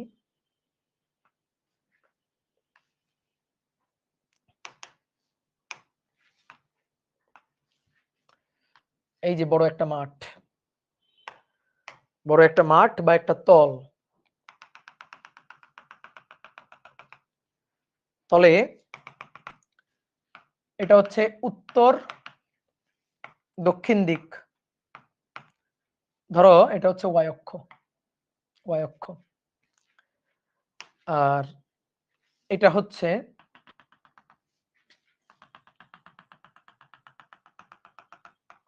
পূর্ব পশ্চিম দিক, ধরো এটা হচ্ছে এক্স অক্ষ। অনেকে আবার এটা ভাবে ভাই উত্তর দক্ষিণ, আমরা তো অনেক সময় পূর্ব পশ্চিম দিই, ভাই কোনো সমস্যা নাই। উত্তরের উত্তরের বিপরীতে, উত্তরের বিপরীতে দক্ষিণ রাখবা, আর পূর্বের বিপরীতে পশ্চিম রাখবা, কোনো সমস্যা নাই। পূর্ব এদিকেও নিতে পারো, পশ্চিমটাকে এই পাশে রাখতে পারো, কোনো সমস্যা নাই। বুঝতে পারছো? পূর্ব পশ্চিম উত্তর দক্ষিণ, কিন্তু এই কাজ আবার করিও না, এই কাজ অনেকে করে যে ভাই উত্তর দক্ষিণ পূর্ব পশ্চিম, এই আহম্মুখী করিও না। কিন্তু এটা করলে কিন্তু নিজেরা ক্ষমা করা যাবে না, বুঝছো? এগুলা করলে কিন্তু নিজেরা ক্ষমা করা যাবে না। তুমি চাইলে দক্ষিণ উপরে নিতে পারো, এই যে এটা নিতে পারো, এটা কিন্তু হয় দক্ষিণ উত্তর, কোনো সমস্যা নেই, এভাবে আঁকা যাবে। পূর্ব পশ্চিম, মানে তুমি দেখবা দক্ষিণের বিপরীতে উত্তর আছে কিনা, পূর্বের বিপরীতে পশ্চিম আসছে কিনা। ঠিক আছে, এইটা যদি করো তাহলে কিন্তু মান সম্মান শেষ, এইটা করলে কিন্তু মান সম্মান শেষ। এইবার আসো তুমি, এই যে এটা তোমার বাড়ি, মূল বিন্দু 0 0। এইবার তুমি তোমার আম্মাকে বলছো আমি 4 3 বিন্দুতে আছি, মানে 4 কিলোমিটার 3 কিলোমিটার। তো তোমার আম্মা বাসা থেকে বের হয়ে 4 কিলোমিটার গেছে, তারপরে না 3 কিলোমিটার গেছে, ওই যে ওয়াই অক্ষে উত্তর দিকে, এই যে 3 কিলোমিটার গেছে, এইখানে গিয়ে না তোমার আর খুঁজে পাইতেছে না যে কই। দেখো ভালো করে খেয়াল করো, এটা মূল বিন্দু, 4 কিলোমিটার গেছে এদিকে, তারপরে এই দিক বরাবর গেছে 3 কিলোমিটার, গিয়ে খুঁজতেছে কই কই কই, নিচে খুঁজতেছে কই কই, কোথায় কোথায়। তুমি তখন তোমার আম্মার বলতেছো আম্মা উপরে তাকান, তখন তোমার আম্মা উপরে তাকাচ্ছে, দেখতেছে তুমি উঠতেছো। কি বোঝা গেছে? তাহলে এবার তোমারে খুঁজে পাওয়ার জন্য 2টা বিন্দু যথেষ্ট না, 2টা অক্ষের স্থানাঙ্ক যথেষ্ট নয়, বলো আর কি লাগবে? তাহলে তুমি 4 কিলোমিটার গেছো, তারপরে 3 কিলোমিটার এখানে তাও ভূমিতে ছিলা, কিন্তু এখন ওই যে তোমার পাখা হইছে, তুমি উড়ে আকাশে উড়ে গেছো, এই যে এইখানে তুমি আসো। বুঝতে পারছো? এই পয়েন্টে আসো, এই পয়েন্টে তুমি আসো, তুমি এখন উঠতেছো, তুমি এখন প্রজাপতির মতো উঠতেছো, ধরো। ঠিক আছে, তোমার এখন প্রজাপতির রঙিন পাখা দিয়ে তুমি এই যে উঠতেছো এরকম। তাহলে তোমার স্থানাঙ্ক জানার জন্য কয়টা বিন্দু সাহায্য লাগতেছে? 4 কিলোমিটার, 2 কিলোমিটার, 3 কিলোমিটার, আবার ধরো বললা 2 কিলোমিটার। তাহলে 4, 3, 2। এবার কোনটা কোন অক্ষে তাকাও? 4 কোন অক্ষে? x অক্ষে, তাহলে x। 3 এটা কোন অক্ষ? y অক্ষ। এই যে এটা কোন অক্ষ? এটার প্যারালাল না? এদিক বরাবর কোন অক্ষ? y অক্ষ। তাহলে এটা y অক্ষ, এই যেটা হচ্ছে y অক্ষ। তারপর উপরের দিক, তাহলে উপরের দিক দেখো x y, তাহলে উপরের দিকটা কোন অক্ষ? z অক্ষ। এই যে উপরের দিক ডট ডট ডট ডট, এই যে ঠিক আছে, নিচের দিক, তাহলে এটা z অক্ষ লম্ব বরাবর। তাহলে এটা কোন অক্ষে গেছে? z অক্ষে, তাহলে এই স্থানাঙ্কটা z স্থানাঙ্ক। তাহলে তিনটা বিন্দু বা তিনটা স্থানাঙ্কের সাহায্য লাগতেছে, তাহলে এইটাই হচ্ছে ত্রিমাত্রিক গতি বা ত্রিমাত্রিক অবস্থা। ত্রিমাত্রিক গতি বা অবস্থান। তাহলে মাত্রা বা ডাইমেনশন আশা করি আমরা বুঝছি। কি ক্লিয়ার? এটা হচ্ছে মাত্রা বা ডাইমেনশন। এখন আসো, এগুলা যদি আমরা বুঝে যাই তাহলে এবার একটা ভেক্টর পড়বো, সেটা হচ্ছে একক ভেক্টর। 11 ছিল না, এবার 12 হবে। একক ভেক্টর, একক ভেক্টর বা ইউনিট ভেক্টর। ইউনিট ভেক্টর, যে ভেক্টরের মান একক তাকে একক ভেক্টর বলে, মানে এক। যে ভেক্টরের মান একক, নামের মধ্যে সংজ্ঞা, যে ভেক্টরের মান একক তাকে একক ভেক্টর বলে। একক ভেক্টর বলে, ইউনিট ভেক্টর বলে। এবার এই একক ভেক্টর জিনিসটাকে একটু বোঝার চেষ্টা করি। ধরো ভাইয়া এটা হচ্ছে এই ভেক্টর, এই ভেক্টর, এই এ ভেক্টরের মান ধরো 5 একক, এটার মান ধরো 5 মান। এখন এই এ ভেক্টরটাকে আমি 5টা ভাগে ভাগ করি, মান ছিল 5, তাহলে 5টা ভাগে ভাগ করি। দেখো 1, 2, 3, 4, 5 সমান 5টা ভাগে ভাগ করলাম। তাহলে সমান 5টা ভাগে ভাগ করলাম, তাহলে এই যে ভেক্টরটা, এই ভেক্টরটা সে এরকম, এই যে এতটুকু এরকম 5টা ভেক্টরের সমষ্টি না? বলো, এরকম 5টা ভেক্টরের সমষ্টি না? এই এরকম 5টা ভেক্টরের প্রত্যেকটার মান কত? এটুকুর মান কত? মান 1, এটুকুর মান 1, এটুকুর মান 1, এইটুকুর মান 1, এইটুকুর মান 1, তাহলে টোটাল 1 1 1 1 1, তাহলে 5টা 1 যোগ করলে 5 একক। এই ভেক্টরের টোটাল মান 5 একক। তাহলে আমরা বলতে পারি যে দেখো এই যে এইটুকু, এইটুকু ভেক্টর, এইটুকু ভেক্টর হচ্ছে এ ভেক্টরের একক ভেক্টর। এইটা এই ভেক্টরটাকে, এটাকে আমরা বলতে পারি এ ভেক্টরের একক ভেক্টর, এতটুকু ভেক্টর। কি কথা বুঝছো? ভেক্টরের মান কত? 5, আমি 5টা সমান ভাগ করলাম। তাহলে এই ভেক্টরটা আসলে 5টা এরকম ভেক্টরের সমষ্টি, যাদের যাদের মান 1। তাহলে এই 1 মানের এই ভেক্টরটা, এটাই হচ্ছে এ ভেক্টরের একক ভেক্টর। এই ভেক্টরের একক ভেক্টর বোঝানোর জন্য ছোট হাতের এ ব্যবহার করব, ছোট হাতের এ ব্যবহার করব। এবং সে একক ভেক্টর, সে কিন্তু যেমন তেমন ভেক্টর না, একক ভেক্টর খুব সম্মানীয় ভেক্টর, একটু আলাদা। তো একক ভেক্টর প্রকাশের জন্য আমরা কি করব জানো? এর মাথার উপর একটা টুপি বসাই দিব। টুপি দেখলে আমরা বুঝতে পারবো যে মাথার উপর একটা ক্যাপ বা টুপি বসাই দিব। এটা দেখলেই আমরা বুঝতে পারবো যে ও আচ্ছা, এই খুব সম্মানীয় সেই একক ভেক্টর আমাদের। বুঝতে পারছো? ধরো কিউ ভেক্টর, এর উপর এটা আছে, তাহলে এটা কিউ ভেক্টর, এই একক ভেক্টর না। কিন্তু আমি যদি দেখি ধরো কিউ মাথার উপর ক্যাপ, তাহলে এইটা, এই যে ক্যাপ দেখেই চিনে যাব যে হচ্ছে একক ভেক্টর। বুঝতে পারছো? তো এই একক ভেক্টর চেনার উপায়, এই যে মাথার উপর ক্যাপ, এই ক্যাপ দেখলে বুঝবো ওটা যেমন তেমন ভেক্টর না, ওর মান 1, ও আসলে একক ভেক্টর। তাহলে একটা জিনিস খেয়াল করো, আমি একটু একে দেখাই তোমারে, যে এরকম 5টা ভেক্টরের সমষ্টিটা হচ্ছে এটা। তাহলে আমি একটু একে দেখাই, এটা কপি করলাম, কপি করলাম, নিয়ে বসালাম 1টা, 2টো, 3টা, 4টা এবং 5টা। দেখো 5টা। আর এটা ছিল পুরো এ ভেক্টর। দেখো এই যে পুরো এ ভেক্টরটা একটু ছোট হয়ে গেল কেন? আচ্ছা যাই হোক, আকার কারণে একটু ছোট হয়ে গেছে। এই যে পুরো এ ভেক্টরটা হচ্ছে এটা।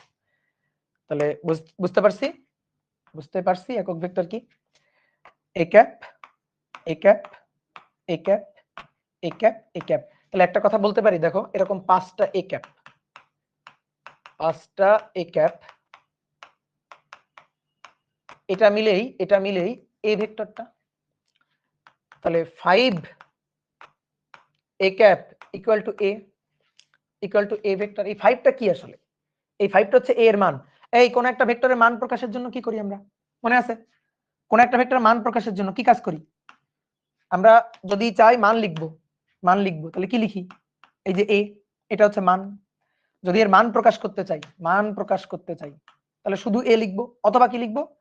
এ লিখে এ ভেক্টর লিখে মডুলাস দিব। বোঝা গেছে? তাহলে এই 5টা কি আসলে? দেখো এই 5 কি আসলে? এই ভেক্টরটার মান। ওকে, গুড, ভেরি গুড। তাহলে এই ভেক্টরের মান এভাবেও লিখতে পারি, আবার এভাবেও লিখতে পারি। আমরা এভাবেই লিখি, এভাবে লিখলে সুন্দর লাগে। A cap equal to A vector. তাহলে একক ভেক্টর এ ক্যাপ এটা equal to A vector divided by A না? এই যে এবার এখান থেকে বলো তো একক ভেক্টর কিভাবে পাওয়া যায়? এই লাইনটার বাংলা তর্জমা করো, তাহলে তুমি একক ভেক্টর কিভাবে পাওয়া যায় বুঝে যাবা। এই লাইনটুকুর বাংলা তর্জমা করো। উপরে কি এ ভেক্টর, তাকে কি দিয়ে ভাগ দিছি? এ ভেক্টরের মান দিয়ে। তাহলে বলো কোন ভেক্টরকে তার মান দিয়ে ভাগ করলে একক ভেক্টর পাওয়া যায়। আমি কোন ভেক্টরে একক ভেক্টর নির্ণয় করতে চাই, ঠিক আছে? কোন ভেক্টরে একক ভেক্টর নির্ণয় করতে চাই, একক ভেক্টর কিভাবে পাওয়া যায়? প্রশ্ন, কিভাবে পাওয়া যায়? কিভাবে পাওয়া যায়? অনেকে দেখো, অনেক সময় যদি বলা হয় কোন ভেক্টরকে তার মান দিয়ে ভাগ করলে যে ভেক্টর পাওয়া যায় তাকে একক ভেক্টর বলে, এই সংজ্ঞাটা আসলে কিন্তু ঠিক না, মানে এটা সংজ্ঞা হিসাবে ঠিক না। এটা হচ্ছে, প্রশ্নটা যদি এটা করে যে কোন ভেক্টরের একক ভেক্টর কিভাবে নির্ণয় করা হয়, তাহলে তুমি বলতে পারো এই যে একক ভেক্টর কিভাবে পাওয়া যায়, কিভাবে নির্ণয় করা হয়, তাহলে তুমি বলতে পারো উত্তর হচ্ছে কোন ভেক্টরকে তার মান দিয়ে ভাগ করলে, কোন ভেক্টরকে তার মান দিয়ে ভাগ করলে একক ভেক্টর পাওয়া যায়। একক ভেক্টর পাওয়া যায়। কি বুঝছো? ক্লিয়ার? এইবার একক ভেক্টরের আসলে এত প্রয়োজনীয়তা কেন? প্রয়োজনীয়তা হচ্ছে, এখান থেকেই বলি তোমার, প্রয়োজনীয়তা হচ্ছে এই যে এ ভেক্টর এটা ইকুয়াল টু এ তার মান সাথে একক ভেক্টর। দেখো এ ভেক্টরের আমি যা জিজ্ঞেস করব টু দা পয়েন্ট অ্যান্সার দাও। এ ভেক্টরের কি কি আছে? কি কি আছে? মান এবং দিক, মান এবং দিক। তাহলে আমি যদি লিখি, ধরো এ ভেক্টর, তুমি আমাকে জিজ্ঞেস করলা ভাই এর মান কত? মান হচ্ছে এ, মান কত? এ। এই যে এটা লিখলাম, বলো এই লেখাটা কি ঠিক আছে? এই লেখাটা ঠিক আছে? না, ঠিক নেই। কারণ এটা ভেক্টর, তুমি ভেক্টরটাকে মানের সমান এভাবে লিখতে পারো না, ঠিক আছে? ধরো আমি তোমাকে বললাম যে একটা বল ভেক্টর, মনে করো এফ বল ভেক্টর, এটা ইকুয়াল টু 5 নিউটন। বলো এই লেখাটা ঠিক আছে? এই লেখাটা ঠিক আছে? কেউ যদি এটা লেখে, লেখাটা ঠিক আছে? না, ঠিক নাই। কেন ঠিক নাই? কেন ঠিক নাই? কারণ এটা ভেক্টর। তো তুমি এখানে যেটা লিখছো সেটা শুধু মান, এটা শুধু মান, এটা ভেক্টর, এটা শুধু মান। তো তুমি যদি এটা না লিখে এটা লিখতা, এটা লেখা ভুল হয়েছে। তুমি যদি এটা লিখতা যে ভাই এফ ভেক্টরের মান 5, তাহলে ঠিক আছে, এটা ঠিক আছে, এইটা এই লেখাটা ঠিক আছে, কিন্তু এই লেখাটা ভুল। এখন আমি যদি এই ভেক্টরটাকে তার মান সহ সুন্দর করে প্রকাশ করতে চাই, তাহলে কি করব জানো? একক ভেক্টর লাগাই দিব। এই যে এটা F, F vector, F vector, তাহলে 5, তখন আমি এভাবে লিখবো। এটাকে যদি সঠিক করে লিখতে চাই তাহলে এইভাবে লিখবো, এফ ভেক্টর এটা ইকুয়াল টু 5 এফ ক্যাপ। এইবার সঠিক আছে, 5 এফ ক্যাপ নিউটন। এই যে এইবার কিন্তু সঠিক হয়েছে, বুঝতে পারছো? এবার সঠিক হয়েছে। কি ক্লিয়ার? বুঝা গেছে? আগের বার সঠিক ছিল না, কারণ তুমি এটা শুধু মান লিখছো, দিক কোথায়? তাহলে এবার কি হলো, মান হচ্ছে 5 আর এই এফ ক্যাপ এটা হচ্ছে দিক, এটা হচ্ছে দিক। তোমার আরেকটু সুন্দর বুঝাই দিই। এটা ধরো ওয়াই অক্ষ, এটা ধরো এক্স অক্ষ। এক্স অক্ষ বরাবর একক ভেক্টর আই ক্যাপ ধরো ধরলাম, এক্স অক্ষ বরাবর একক ভেক্টর কি আই ক্যাপ। তুমি মূল বিন্দু থেকে এক্স অক্ষ বরাবর, ধরো এটা পূর্ব দিক, এক্স অক্ষ পূর্ব দিক, তো তুমি সকালবেলা বাড়ি থেকে হাঁটতে বের হইছো, তো এটা হচ্ছে তোমার বাড়ি মূল বিন্দু, তুমি এই রাস্তা বরাবর পূর্ব দিক বরাবর হাঁটতেছো, এক্স অক্ষ বরাবর হাঁটতেছো, তো হাঁটতে হাঁটতে একটা নির্দিষ্ট দূরত্বে গেছো, ধরো 4 কিলোমিটার দূরে গেছো। এখন আমি তোমাকে জিজ্ঞেস করলাম, ভাই তোমার সরণ ভেক্টর কত? তো দেখো তুমি বাড়ি থেকে বের হয়ে এখানে আসো, তাহলে এখানে আসো, এইটা তোমার সরণ ভেক্টর। আমি তোমার জিজ্ঞেস করলাম তোমার সরণ ভেক্টর কত, তুমি আমার ফোনে বললা যে আমার সরণ ভেক্টর 5 কিলোমিটার, বা লিখে দিলা এটা সরণ ভেক্টর 5 কিলোমিটার, তাহলে তো ভাই হইল না। সরণ সে তো ভেক্টর রাশি, এই 5 দিয়ে, এই 5 কিলোমিটার দিয়ে আমি তোমার মানটুকু বুঝলাম, কিন্তু দিক তো বুঝতে পারলাম না। ভেক্টর রাশিকে প্রকাশের জন্য মানের সাথে দিকও দরকার। আমি এটা দিয়ে শুধু তোমার মানটুকু বুঝতে পারতেছি যে তোমার সরণের মান 5 কিলোমিটার, কিন্তু আমি তো জানি না তুমি এক্স অক্ষে গেছো না ওয়াই অক্ষে গেছো না এক্স অক্ষ ওয়াই অক্ষের মাঝামাঝি গেছো, কোন দিকে গেছো এটা তো আমি বুঝতে পারতেছি না। পারতেছি? তাহলে এভাবে যদি আমি লিখি তাহলে কি প্রকাশটা সঠিক হলো না? তাহলে সঠিকভাবে প্রকাশ করে আমি কিভাবে লিখতে পারি বলো, তুমিই বলবা, তোমরা এখানে লিখবা, বলো কি লিখবো, কি লিখবো, সরণ ভেক্টরটাকে কি লিখবো? সরণ ভেক্টরটাকে লিখবো 5 5, হ্যাঁ এস ক্যাপ, অনেকে বলছে এস ক্যাপ, হ্যাঁ হবে সমস্যা নাই, কিন্তু আমি বলে দিছি না এক্স অক্ষ বরাবর একক ভেক্টর কত, এক্স অক্ষ বরাবর একক ভেক্টর কত বলে দিছি, ঠিক আছে? অনেকে যারা এস ক্যাপ বলছো ঠিক বলছো, কোনো সমস্যা নাই, কিন্তু আমি এক্স অক্ষ বরাবর ইউনিট ভেক্টরটাকে ওই যে দিয়ে দিছি তোমাকে, তাহলে কি লিখবো? ইয়েস 5 আই ক্যাপ কিলোমিটার, বুঝছো? শুধু যদি 5 কিলোমিটার 5 লিখি তাহলে তো ভাই শুধু মান বুঝলাম, দিক তো বুঝলাম না। তাহলে দেখো এই 5 এটা মান প্রকাশ করতেছে ভেক্টরটার, আর এই আই ক্যাপ এটা দিক প্রকাশ করতেছে। তাহলে একক ভেক্টরের প্রয়োজনীয়তা কেন জানো? দিকের জন্য।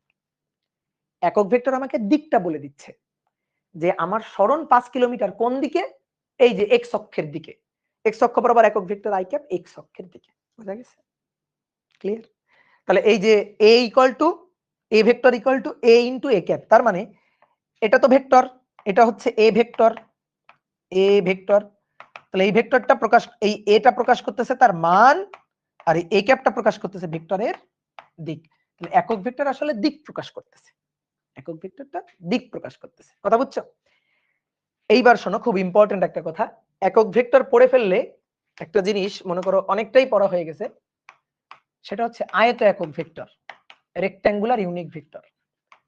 আয়ত একক ভেক্টর, রেক্ট্যাঙ্গুলার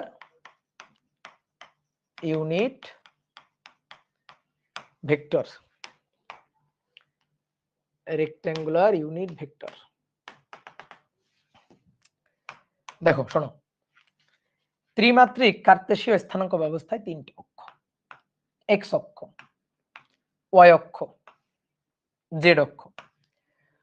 এ ভেক্টরের একক ভেক্টর এ ক্যাপ, পি ভেক্টরের একক ভেক্টর ছোট হাতের পি ক্যাপ, পি ক্যাপ। তারপরে বি ভেক্টরের একক ভেক্টর ছোট হাতের বি ক্যাপ। তো এরকম কোন ভেক্টর এভাবে লিখলে নরমালি একক ভেক্টর গুলাকে ছোট হাতের লেটার গুলা দিয়ে নরমালি লেখা হয়, লিখতেই হবে এমন কোনো কথা নেই। কিন্তু শোনো এবার, এক্স অক্ষ, ওয়াই অক্ষ, জেড অক্ষ ত্রিমাত্রিক কার্তেশীয় স্থানাঙ্ক ব্যবস্থায় তিনটা অক্ষ ধনাত্মক অক্ষ, এটা প্লাস এক্স অক্ষ, এটা প্লাস ওয়াই অক্ষ, এটা প্লাস জেড অক্ষ। ত্রিমাত্রিক কার্তেশীয় স্থানাঙ্ক ব্যবস্থায় তিনটি ধনাত্মক অক্ষ বরাবর একক ভেক্টর ফিক্সড করে দেওয়া হয়েছে। অর্থাৎ এক্স অক্ষ বরাবর একক ভেক্টর আই ক্যাপ, এক্স অক্ষ বরাবর একক ভেক্টর মানে এক একক, এই যে এক, তাহলে এক্স অক্ষ বরাবর এই যে একক ভেক্টর এটা আই ক্যাপ ফিক্সড। তাহলে বলো তো ওয়াই অক্ষ বরাবর একক ভেক্টর ফিক্সড কত? এটা ফিক্সড করে দেওয়া হয়েছে, ঠিক আছে? তুমি এগুলা ইচ্ছা মতো নিতে পারবা না। ধরো তুমি বললা এক্স অক্ষ বরাবর ভাই একক ভেক্টরকে আমি এইচ ক্যাপ দিব না, এগুলো করা যাবে না। এক্স অক্ষ বরাবর একক ভেক্টর আই ক্যাপ, ওয়াই অক্ষ বরাবর একক ভেক্টর জে ক্যাপ, জেড অক্ষ বরাবর একক ভেক্টর, জেড অক্ষ বরাবর একক ভেক্টর এটা হচ্ছে কে cap, I cap, J cap, K cap. X অক্ষ, ওয়াই অক্ষ, জেড অক্ষ, তিনটা ধনাত্মক অক্ষ বরাবর এই তিনটা একক ভেক্টর ফিক্সড করে দেওয়া হয়েছে। এরা হচ্ছে আয়ত একক ভেক্টর।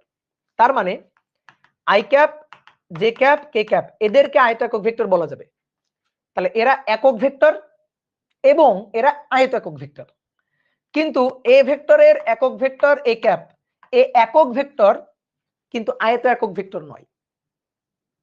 বোঝা গেছে? এ একক ভেক্টর বাট আয়ত একক ভেক্টর নয়। তাহলে সংজ্ঞাটা আসলে লিখি। ত্রিমাত্রিক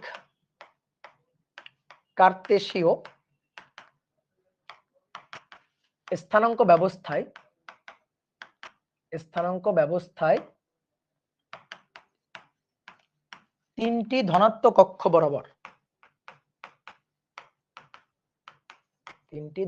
অক্ষ বরাবর যে তিনটি একক ভেক্টর বিবেচনা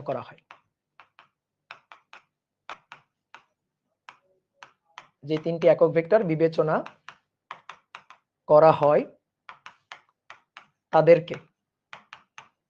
তাদেরকে আয়ত একক ভেক্টর বলে। আয়ত একক ভেক্টর বলে। এটা হচ্ছে আয়ত একক ভেক্টরের সংজ্ঞা। এবার এক্স অক্ষ বরাবর আয়ত একক ভেক্টর আই ক্যাপ, ওয়াই অক্ষ বরাবর আয়ত একক ভেক্টর জে ক্যাপ, জেড অক্ষ বরাবর আয়ত একক ভেক্টর কে ক্যাপ। ঠিক আছে? এই ভেক্টরের এর একক ভেক্টর এ ক্যাপ। তাহলে এটা একক ভেক্টর কিন্তু আয়ত একক নয়। একক ভেক্টর ঠিক আছে, বাট এটাকে যদি আমি বলি আয়ত একক ভেক্টর, এটাকে যদি আমি বলি তাহলে এটা কিন্তু ভুল। এটাকে আয়ত একক ভেক্টর বলা যাবে না। এটা একক ভেক্টর বাট নট আয়ত একক ভেক্টর। ঠিক আছে? এবার এই আয়ত একক ভেক্টর এগুলার প্রয়োজন কি? এই তো এগুলারই তো অনেক প্রয়োজন। আয়ত একক ভেক্টর দিয়েই তো এখন খেলা। ধরো এই যে এটা ধরো ত্রিমাত্রিক না দিয়ে ধরো আমরা দ্বিমাত্রিক বললাম, এক্স অক্ষ আর ওয়াই অক্ষ। ধরো এটা পূর্ব দিক, হ্যাঁ পূর্ব দিক, তাহলে বুঝতে পারতেছো পশ্চিম দিকে। এটা উত্তর দিক, তাহলে আশা করি বুঝতে পারতেছো নিচের দিকটা দক্ষিণ দিক। এই যে এটা তোমার বাড়ি, মূল বিন্দু 0 0। এইখান থেকে তুমি বের হয়ে হাঁটি করে এখানে পৌঁছাইছো, দেন পা করে এখানে পৌঁছাইছো, দেন এখানে গেছো এই পয়েন্টে। তাহলে তোমার শুরুর বিন্দু এটা, আর তুমি গেছো এখানে। এটা 4 কিলোমিটার, এটা ধরো 3 কিলোমিটার। ঠিক আছে? 4 কিলোমিটার, 3 কিলোমিটার। খুব ভালো করে খেয়াল করো। তোমার সরণ কত হলো? সরণ 4 আর 3 7। সরণ কত? 4 যোগ 3 7। ঠিক আছে? 7 কিলোমিটার। ঠিক আছে? নো, এটা দূরত্ব, এটা সরণ নয়। সরণ আদি বিন্দু শেষ বিন্দুর লম্বালম্বী সরল রৈখিক দূরত্ব। এই হচ্ছে সরণ ভেক্টর, এই হচ্ছে আমাদের সরণ ভেক্টর। এই ক্ষেত্রে এর মান কত? সরণের মান কত? মান হচ্ছে 5। মান হচ্ছে 5। ঠিক আছে? এটা 5 কিলোমিটার। এটা হচ্ছে সরণের মানটা। তা আমরা এখন এই সরণ ভেক্টরটাকে প্রকাশ করতে চাই। দেখো খুব ভালো করে বুঝো। তুমি এখান থেকে এখানে গেছো না আগে? তাহলে এখান থেকে এখানে গেছো, দেখো তাকাও, এখান থেকে এখানে গেছো। আগে এই ভেক্টরটার কথা আমরা বলি। কোন অক্ষে গেছো? এক্স অক্ষে। কয় একক? 4 একক। 1 একক, 2 একক, 3 একক, 4 একক। তাহলে 1 একক মানে আই ক্যাপ, তাহলে এটা কত আই ক্যাপ? এটা কিন্তু শুধু মান। তাহলে আমি ভেক্টর ফরম্যাটে বললে কি বলবো? 4 আই ক্যাপ। বুঝছো? এবার আসো 3 কিলোমিটার গেছো কোন অক্ষে? উত্তর দিক, ওয়াই অক্ষে। কয় একক? 3 একক। 1 একক, 2 একক, 3 একক। ওয়াই অক্ষ বরাবর একক ভেক্টর কি? ওয়াই অক্ষ বরাবর একক ভেক্টরটা কে? J cap. এই জে ক্যাপ সাহেবকে তুলে আনো, এই যে জে ক্যাপ সাহেব, এটা জে ক্যাপ, এই আর একটা জে ক্যাপ, এই আর একটা জে ক্যাপ, কয়টা জে ক্যাপ, তিনটা জে ক্যাপ, তাহলে এটাকে কি লিখবো, 3 জে ক্যাপ ভেক্টর, মান কিন্তু 3 জে ক্যাপ কিন্তু ভেক্টর হয়ে গেল। 4 কিন্তু শুধু স্কেলার, কিন্তু 4 আই ক্যাপ ভেক্টর। তাহলে দুটো ভেক্টর না, দেখো তো, এই একটা ভেক্টর 4 আই ক্যাপ আর এই একটা ভেক্টর 3 জে ক্যাপ। তাহলে সরণ ভেক্টরটা কত জানো, সরণ ভেক্টর কত, 4 I cap plus 3 J cap kilometre. এই যে দেখো ভেক্টরকে প্রকাশ করলাম, সরণ ভেক্টরকে প্রকাশ করলাম, বুঝলা, সরণ ভেক্টরকে প্রকাশ করলাম। তো প্রকাশ করতে আই ক্যাপ জে ক্যাপ লাগছে, আই ক্যাপ জে ক্যাপ কি ছিল, আয়তাকার ভেক্টর। তো এইগুলোই হচ্ছে আয়তাকার ভেক্টরের কাজ। এবার আমি মুখে মুখে বলবো, তুমি আমাকে ভেক্টরকে প্রকাশ করে দিবা, মুখে মুখে আমি বলতেছি, তুমি আমাকে প্রকাশ করে দিবা। আমি প্লাস এক্স অক্ষে, প্লাস এক্স অক্ষে 3 কিলোমিটার গেলাম, দেন প্লাস ওয়াই অক্ষে অতঃপর, ঠিক আছে, অতঃপর প্লাস ওয়াই অক্ষে 2 কিলোমিটার গেলাম, দেন মাইনাস জেড অক্ষে, মানে জেড অক্ষে ঋণাত্মক দিকে, জেড অক্ষে 1 কিলোমিটার গেলাম। তাহলে আমার সরণ ভেক্টরটা বলো, সরণ ভেক্টরটাকে প্রকাশ করো, সরণ ভেক্টরটাকে প্রকাশ করো দেখি, আমি সবার পারা চাই। এই তো তোমরা তো খুব বুদ্ধিমান, দেখছো, এই তো বুঝে গেছো যে প্লাস এক্স অক্ষে 3 কিলোমিটার, তাহলে ভাই 3 আই ক্যাপ, তারপরে ওয়াই অক্ষে 2 কিলোমিটার, তাহলে ভাই প্লাস 2 জে ক্যাপ, জেড অক্ষের ধনাত্মক দিকে কে ক্যাপ, তাহলে জেড অক্ষের ঋণাত্মক দিকে কি হবে, মাইনাস কে ক্যাপ, তাহলে মাইনাস 1 কে ক্যাপ, এত কিলোমিটার। এই হচ্ছে তোমার সরণ ভেক্টর। তাহলে আয়তাকার ভেক্টরের কাজগুলো বুঝছো। যদি আমি সাপোজ দেখো এভাবে লিখে যদি প্রকাশ করি, তাহলে কত সহজে প্রকাশ করা গেল, সহজে প্রকাশ হলো, সহজে প্রকাশ। কিন্তু কাউকে যদি তুমি এভাবে বুঝাইতে চাও যে আমি এক্স অক্ষ বরাবর গেলাম 4 কিলোমিটার, ওয়াই অক্ষ বরাবর গেলাম 3 কিলোমিটার, তারপর জেড অক্ষের নেগেটিভ দিকে গেলাম হচ্ছে 1 কিলোমিটার, এটা বলতে গেলে তো তোমার মনে করো যে সকালবেলা যা খাইছো সব হজম হয়ে যাবে, অনেক কষ্ট না বলা, বাংলা এইভাবে লিখে বলা অনেক কষ্ট না। বাট তুমি যদি এটা লিখে দাও না, আর সে যদি ফিজিক্স জানে, সে যদি ভেক্টরের তার বেসিক জ্ঞান থাকে, তাহলে সে বুঝে যাবে, ও আচ্ছা এটা, তার মানে তুমি ভাই এক্স অক্ষে 3 একক গেছো, দেন ওয়াই অক্ষে 2 একক গেছো, আর জেড অক্ষের ঋণাত্মক দিকে 1 একক গেছো। সে কিন্তু সুন্দর করে এটা বুঝে গেল। কি ক্লিয়ার? তাহলে আমরা এগুলো আরো সামনে দেখবো। তাহলে আয়ত একক ভেক্টরের কাজটা বুঝলাম। এবার কত নম্বর গেল, 13, 14 নম্বর। দেখো অনেকে কিন্তু সবগুলা পড়ায় না, অনেকে কিন্তু সবগুলা পড়ায় না, কয়েকটা পড়ায় বাকিগুলা পড়ে না, কিন্তু আমি কিন্তু সবগুলা সুন্দর করে বুঝাই দিচ্ছি যাতে তোমার কনসেপ্ট একেবারে ক্লিয়ার হয়। এবার কি, এবার আসো অবস্থান ভেক্টর। তো অলরেডি এটা ব্যাখ্যা করছি, কিন্তু অবস্থান ভেক্টর, অবস্থান ভেক্টর আরেকটা নাম আছে ব্যাসার্ধ ভেক্টর। অবস্থান ভেক্টর বা ব্যাসার্ধ ভেক্টর একই আসলে। অবস্থান ভেক্টর বা ব্যাসার্ধ ভেক্টর, অবস্থান ভেক্টরকে পজিশন ভেক্টর বলে, পজিশন ভেক্টর বা রেডিয়াস ভেক্টর, রেডিয়াস ভেক্টর। অবস্থান ভেক্টর, অলরেডি অবস্থান ভেক্টর নিয়ে একটু কথা বলছি। কি অবস্থান ভেক্টর হচ্ছে মূল বিন্দুর সাপেক্ষে কোন বিন্দুর অবস্থান যে ভেক্টর দিয়ে প্রকাশ করব। তাহলে কার্তেশীয় স্থানাঙ্ক ব্যবস্থায় মূল বিন্দুর সাপেক্ষে, কার্তেশীয় স্থানাঙ্ক ব্যবস্থায় মূল বিন্দুর সাপেক্ষে, মূল বিন্দুর সাপেক্ষে কোন বিন্দুর অবস্থান, মূল বিন্দুর সাপেক্ষে কোন বিন্দুর অবস্থান যে ভেক্টরের সাহায্যে প্রকাশ করা হয়, যে ভেক্টরের সাহায্যে প্রকাশ করা হয়, যে ভেক্টরের সাহায্যে প্রকাশ করা হয়। তো আমি দুইটা চিত্র এঁকে দেখাই দিচ্ছি, ত্রিমাত্রিক, দ্বিমাত্রিক। তো প্রথমে আসো দ্বিমাত্রিক। দ্বিমাত্রিক মানে এক্স আর ওয়াই, এক্স আর ওয়াই অক্ষ। এটা মূল বিন্দু 0, 0, তাহলে মূল বিন্দু 0, 0, এটা হচ্ছে ধরো পি বিন্দু, আমরা পি বিন্দুর অবস্থান প্রকাশ করতে চাই। তো পি বিন্দুর স্থানাঙ্ক 4, 3 এরকম। তো 4x 3y, তার মানে xy, পি বিন্দুর স্থানাঙ্ক কত, xy।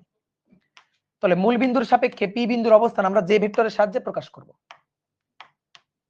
মূল বিন্দুর সাপেক্ষে পি বিন্দুর অবস্থান, তাহলে মূল বিন্দু থেকে পি বিন্দুর দিকে, এই যে যে ভেক্টর দিয়ে প্রকাশ করা হবে সেটাই হচ্ছে পি বিন্দুর অবস্থান ভেক্টর। তো ধরো এটাকে আর দিয়ে প্রকাশ করলাম, এই যে এটাই হচ্ছে আরই হচ্ছে পি বিন্দুর অবস্থান ভেক্টর। তাহলে মূল বিন্দুর সাপেক্ষে ও 00 এর সাপেক্ষে পি এক্স ওয়াই বিন্দুর অবস্থান ভেক্টর, বিন্দুর অবস্থান ভেক্টর ওপি বা আর ইকুয়াল টু, সবাই তাকাও, বলো কি লিখবো, বলো শিখছো তুমি, এতক্ষণ শিখাইছি তোমারে, বলো কি লিখবো, বলো এবার এক্স এক্স অক্ষে একক ভেক্টর, ওয়াই অক্ষে একক ভেক্টর দিয়ে বলো এবার কি বলবো, বলো x i cap then y j cap. ভাই বিন্দু কত, বিন্দু এক্স ওয়াই, এক্স এর সাথে আই লাগাই দিবা, ওয়াই এর সাথে জে লাগাই দিবা, এর চেয়ে সহজ জিনিস হয় এক্স এর সাথে আই ক্যাপ, ওয়াই এর সাথে জে ক্যাপ, এই হচ্ছে অবস্থান ভেক্টর, যে পি বিন্দুর অবস্থান ভেক্টর। দেখছো কত সহজ জিনিস। ঠিক আছে, অবস্থান ভেক্টরকে রেডিয়াস ভেক্টরও বলে, রেডিয়াস ভেক্টরও বলে। এই যে অলরেডি একে দেখাইছি, ধরো এটা হচ্ছে অক্ষ, কোন একটা বস্তু ধরো এভাবে ঘোরা হচ্ছে, এভাবে ঘুরতেছে, তাহলে এই অক্ষের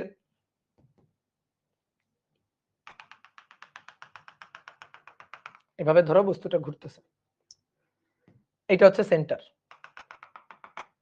এটা হচ্ছে সেন্টার। তাহলে সেন্টারটাকে মূল বিন্দু ধরে যদি আমরা সেন্টারটাকে মূল বিন্দু ধরে যদি এই বিন্দুর অবস্থান প্রকাশ করি, তাহলে এখান থেকে এটা, তাহলে সেন্টারের সাপেক্ষে, যে নির্দিষ্ট বিন্দুর সাপেক্ষে, এখানে সাপেক্ষকে সেন্টার, ঠিক আছে, সেন্টারের সাপেক্ষে, তাহলে এটা হচ্ছে রেডিয়াস ভেক্টর আর। তাহলে এটাকে তখন বলবো ব্যাসার্ধ ভেক্টর, ব্যাসার্ধ ভেক্টর, ব্যাসার্ধ ভেক্টর, ঠিক আছে, আর ভেক্টর। ক্লিয়ার, ডান। এবার আর দুটো সংজ্ঞা, দুটো সংজ্ঞা, সরি তিনটা। এবার এবার যেটা সেটা হচ্ছে অনেকগুলো স্টার চিহ্ন দাও, বিপ্রতীপ ভেক্টর, বিপ্রতীপ, বিপ্রতীপ বা আরেকটা নাম আছে ব্যতিহার, বিপ্রতীপ বা ব্যতিহার ভেক্টর, রিসিপ্রোকাল,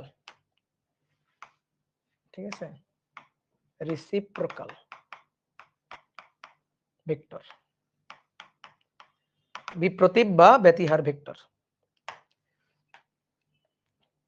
এবার এটা আবার কি জিনিস দেখো, বিপ্রতীপ, নট নট বিপরীত, বিপরীত, বিপরীত নয়, নট বিপরীত, বিপরীত বলা যাবে না, বিপরীত না, কি বিপ্রতীপ মানে কি, মানে হচ্ছে দেখো দেখি তোমাদের জিজ্ঞেস করি, 5-এর বিপরীত বলো তো দেখি, বলো বলো বলো বলো, 5-এর বিপরীত, 5-এর বিপরীত হয় -5, আবার 5-এর বিপরীত হয় 1/5, এইটারে বলা হয় যোগাত্মক বিপরীত, আর এইটারে বলা হয় গুণাত্মক বিপরীত।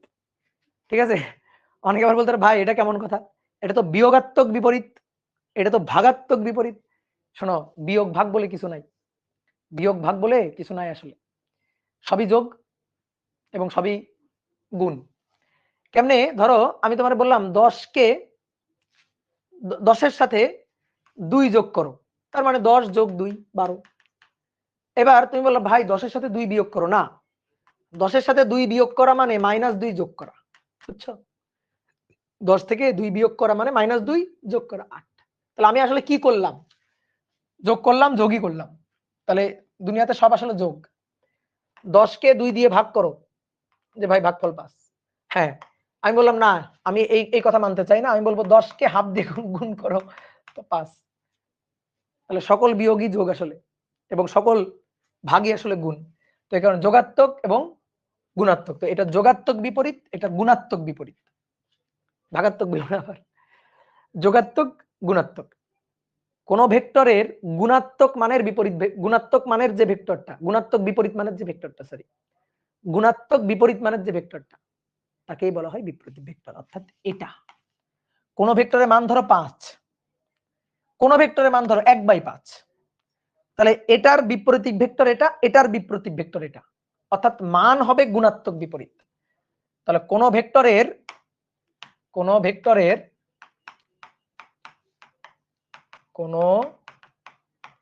ভেক্টরের মানের গুণাত্মক বিপরীত ভেক্টরকে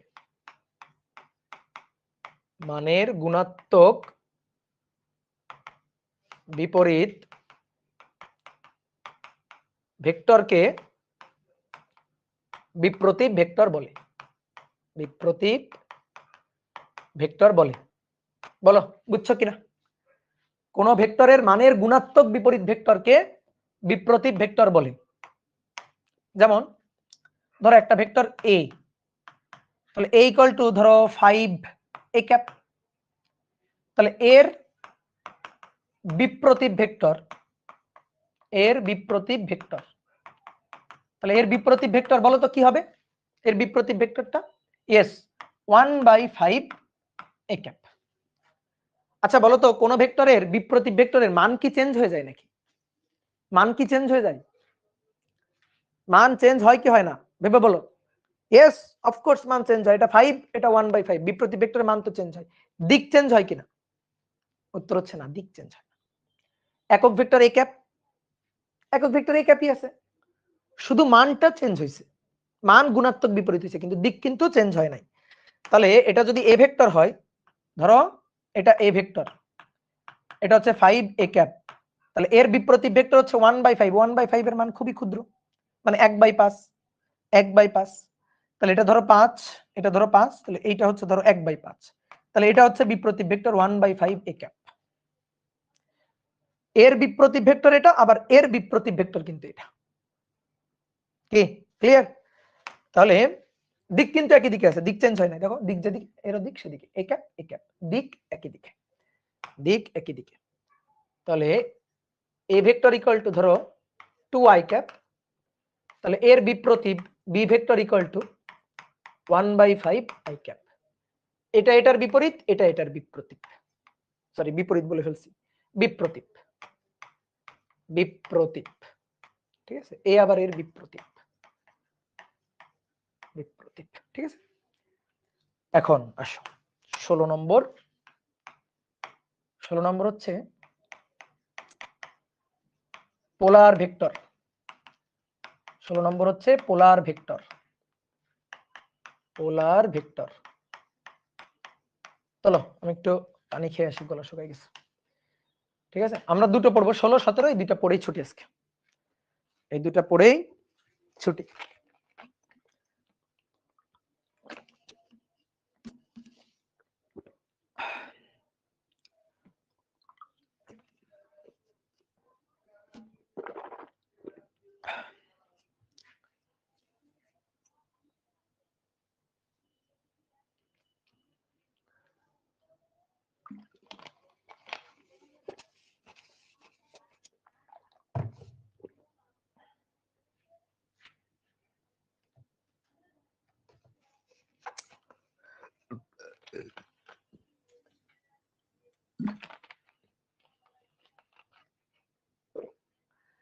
আবরার কিষান, তুমি একটু ক্যামেরা বন্ধ করে দাও।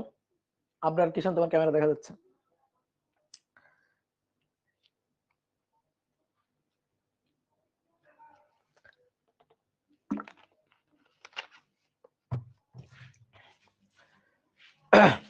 এবার আসো,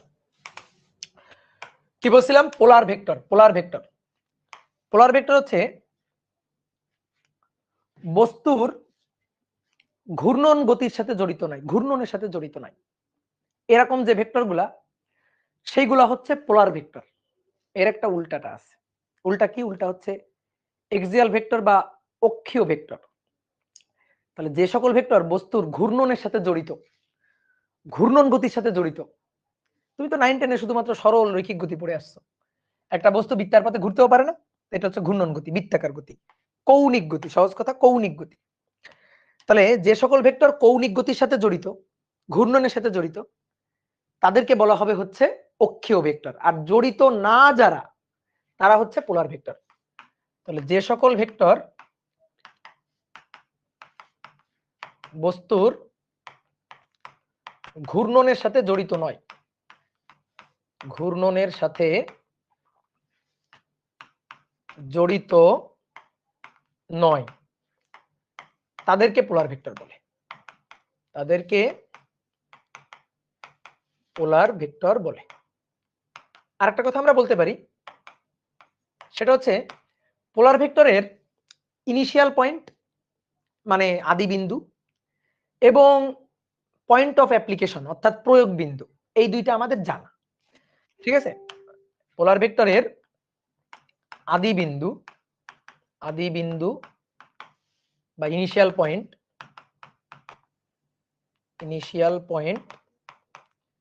জানা, বা ধরো প্রয়োগ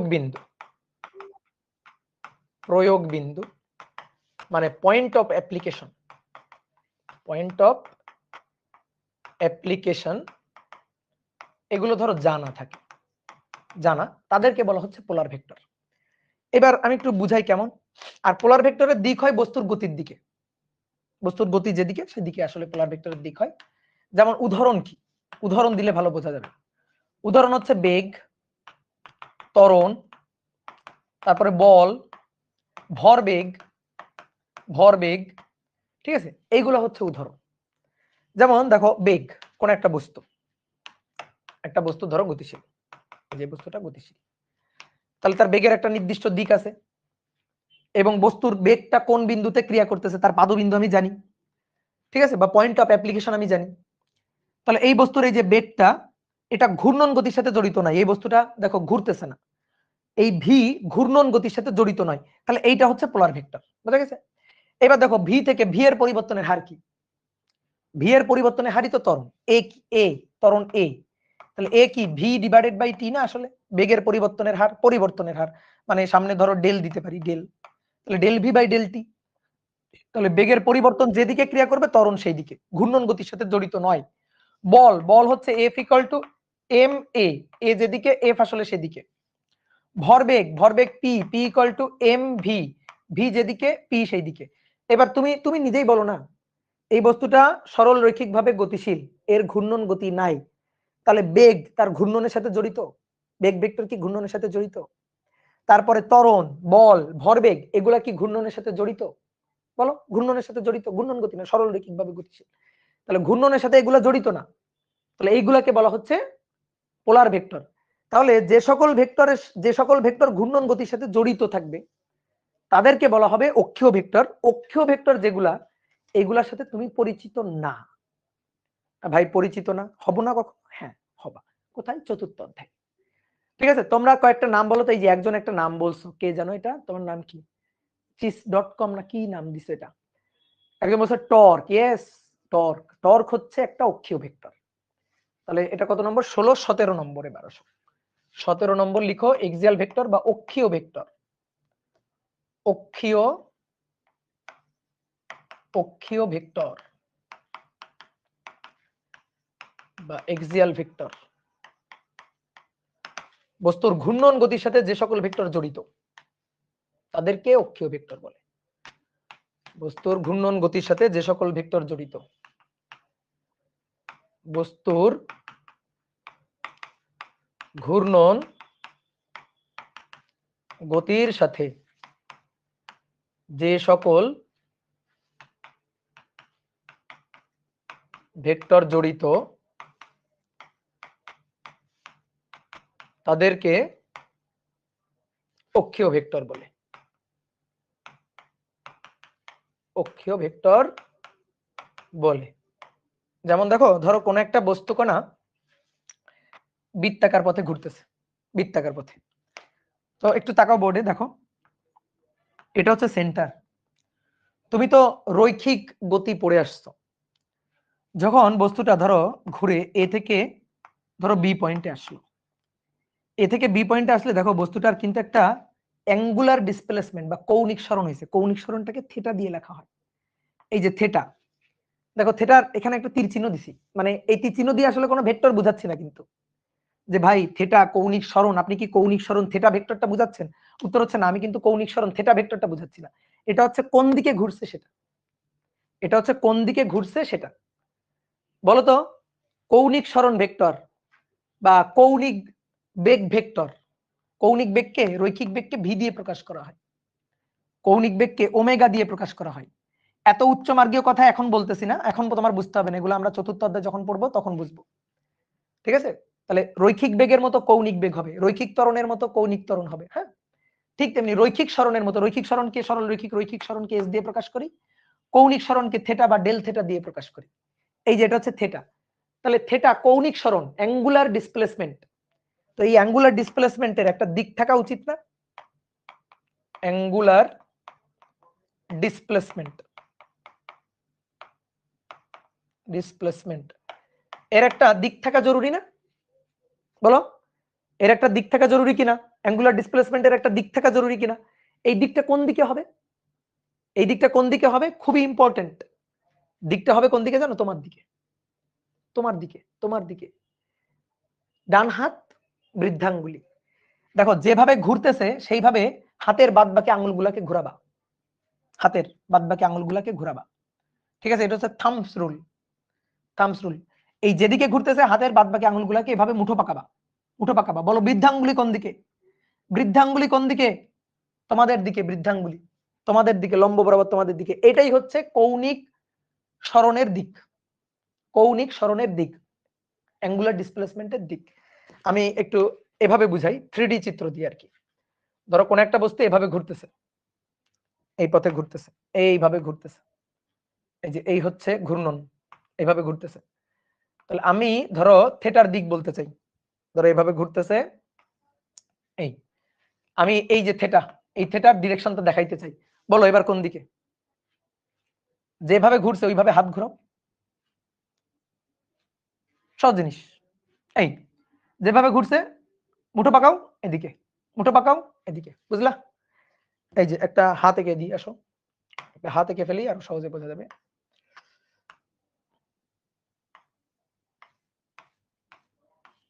এই যে, এই যে কোন দিকে? উপরের দিকে। এই যে এটাই হচ্ছে কৌণিক দিক। ঠিক আছে, এটাই হচ্ছে কৌণিক সরণের দিক, থেটার দিক বলতে পারো, ধর থেটা, থেটা ভেক্টরের দিক এটা। কি ক্লিয়ার? তাহলে এই যে কৌণিক, কৌণিক, যেমন তুমি আরেকটা উদাহরণ দিই, আরেকটা উদাহরণ দিই, ধরো টর্ক, আরেকটা উদাহরণ দিই, ধরো টর্ক। যেমন মনে করো একটা দরজা তুমি ঘোরাবা তোমার বাসায়, ধরো একটা দরজা, এটা হচ্ছে তোমার বাসার দরজাটা।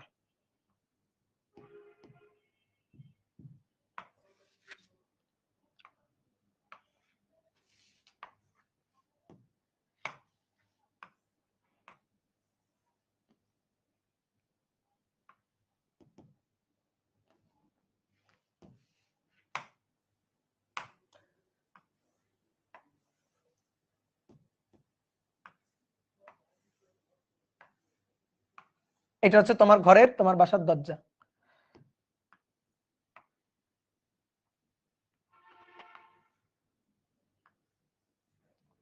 এই দরজাটাকে আমি বন্ধ করব। বলো দরজাটা কি আছে, খোলা না বদ্ধ? খোলা আছে না বদ্ধ আছে? বলো তো দরজাটা খোলা আছে না বদ্ধ আছে? খোলা, বোঝা যাচ্ছে তো খোলা। দরজাটা বন্ধ করব, বন্ধ করতে গেলে কি করব? এইভাবে ধাক্কা দিব না? এই হাতল ধরে ধাক্কা দিব না? ধাক্কা দিলে দরজাটা এইভাবে ঘুরে যাবে না? দেখো এইভাবে ঘুরে যাবে না দরজাটা? দরজাটা যদি এইভাবে ঘুরে যায়, এইভাবে ঘুরে যায়, তাহলে টর্ক কোন দিকে? টর্ক, টর্ক, টর্কের দিক, টর্ক একটা ভেক্টর রাশি, টর্ক, টর্কের দিকটা কোন দিকে? এই যে তীর চিহ্ন অনুযায়ী মুঠো পাকাও, কোন দিকে? উপরের দিকে। তাহলে এই যে টর্ক হচ্ছে উপরের দিকে, এর কোনো সুনির্দিষ্ট পাদবিন্দু নেই কিন্তু। টর্কে তুমি এখানেও দেখাইতে পারো, টর্কে এখানেও দেখাইতে পারো, টর্কে এখানেও দেখাইতে পারো, সুনির্দিষ্ট পাদবিন্দু নেই কিন্তু। তাহলে এটা হচ্ছে টর্ক ভেক্টর। টর্কে হচ্ছে টি এর মাথাটা একটু বাঁকায় লেখা হয়, এগুলো আমরা চতুর্থ অধ্যায়ে পড়বো, ভয় পাওয়ার কিছু নেই, এগুলো আমরা চতুর্থ অধ্যায়ে পড়বো। তাহলে এই যে টর্ক, কৌণিক সরণ, কৌণিক বেগ, এগুলা হচ্ছে অক্ষীয় ভেক্টর। তাহলে টর্ক, উদাহরণ, উদাহরণ টর্ক, কৌণিক বেগ, কৌণিক ত্বরণ, কৌণিক সরণ, কৌণিক বেগ, কৌণিক ত্বরণ, কৌণিক সরণ, এগুলা সব হচ্ছে অক্ষীয় ভেক্টর। তাহলে এই হচ্ছে ভেক্টরের সংজ্ঞা। তো এগুলা যদি পড়ো তুমি এখান থেকে ভেক্টর অধ্যায় থেকে 1 মার্কের যে কোশ্চেন আসবে তুমি পারবা। ঠিক আছে, এইবার আজকে তোমাদের ক্লাস টেস্ট। এখন একটা টেস্ট হবে। আমি এখানে একটা ভেক্টর লিখতেছি, এ vector a equal to 5 i cap a equal to 5 i cap Newton, বা ধরো শুধু 5 i cap এর জন্য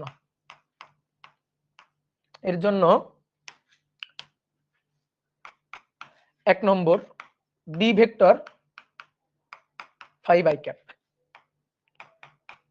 c vector 1/5 i cap, d vector -5 i cap, e vector 2 i cap, f vector -3 i cap, তারপরে g vector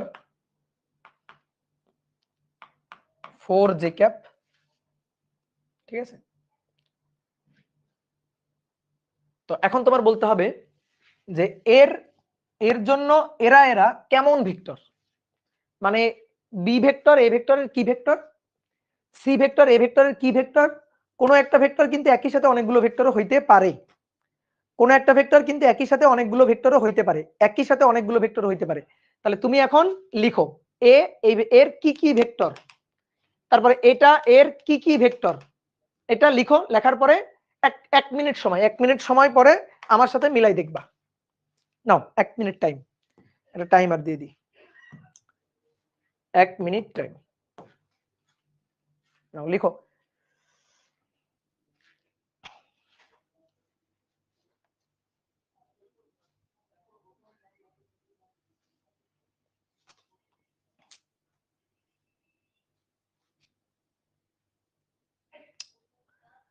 sound হচ্ছে না? Sound হচ্ছে, sound নিয়ে কোনো প্রবলেম নাই, সাউন্ড তো ঠিকই দেখতে পাচ্ছি, সাউন্ড তো ঠিকই দেখতে পাচ্ছি, সাউন্ড হচ্ছে।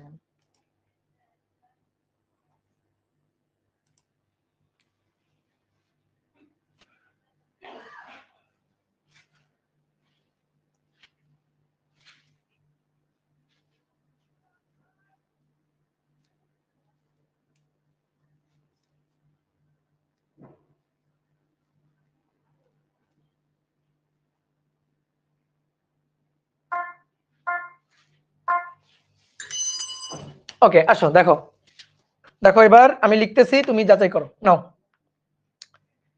মান কত? 5 5, মান সেম, i cap দিকও সেম, প্লাস i cap, তাহলে এই হচ্ছে সমান ভেক্টর। i cap তাহলে তো সদৃশ, হ্যাঁ সদৃশ। এবার 1/5 i cap, মান গুণাত্মক বিপরীত, তাহলে এটা তো বিপ্রতীপ বা ব্যতিহার। আচ্ছা, i cap plus i cap, তাহলে তো একই দিকে হলে তো সদৃশ, হ্যাঁ বুঝতে পারছি। 5 i cap, মান সেম 5 5, কিন্তু i cap minus i cap, okay.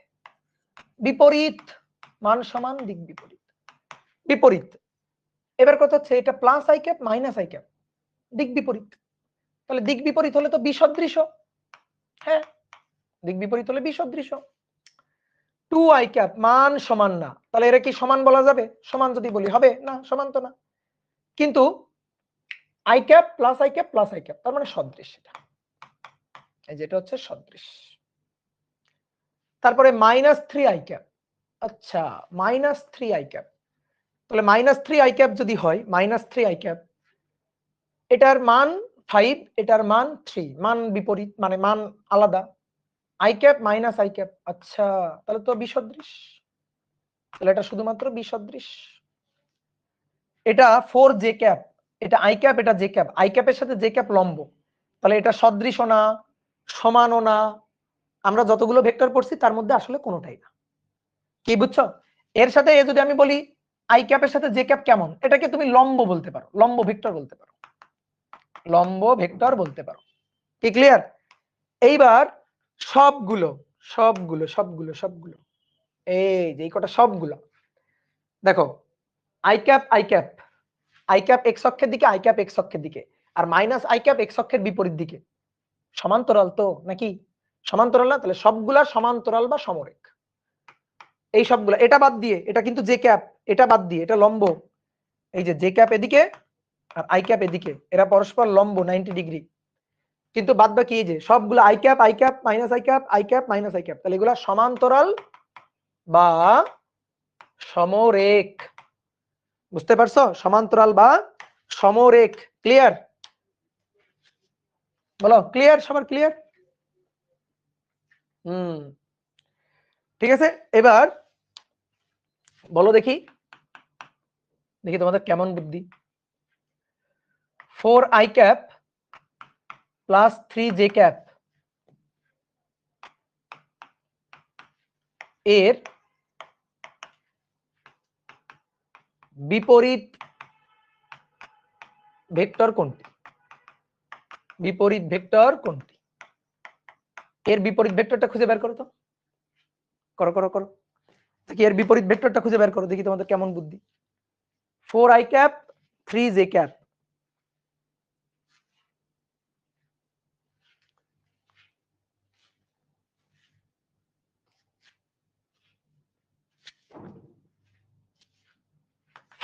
i ক্যাপের বিপরীত ভেক্টর -5i ক্যাপ। তার মানে কোন ভেক্টরের আগে কি দিব? মাইনাস দিব। এটা এ vector, A vector 4i cap plus 3j cap, তাহলে এর বিপরীত ভেক্টর, এর বিপরীত ভেক্টর, তাহলে বিপরীত ভেক্টর ধরো বি ভেক্টর, বি ভেক্টর এর বিপরীত ভেক্টর কত হবে? সামনে মাইনাস দিয়ে দিবা, তাহলে মাইনাস এ ভেক্টর। তার মানে মাইনাস কোন ভেক্টরের, তোমার যদি বলো কোন ভেক্টরের বিপরীত ভেক্টর নির্ণয় করো, তুমি সামনে একটা মাইনাস লাগিয়ে দিবা। কোন ভেক্টরের বিপরীত ভেক্টর নির্ণয় করো, সামনে একটা মাইনাস লাগিয়ে দিবা।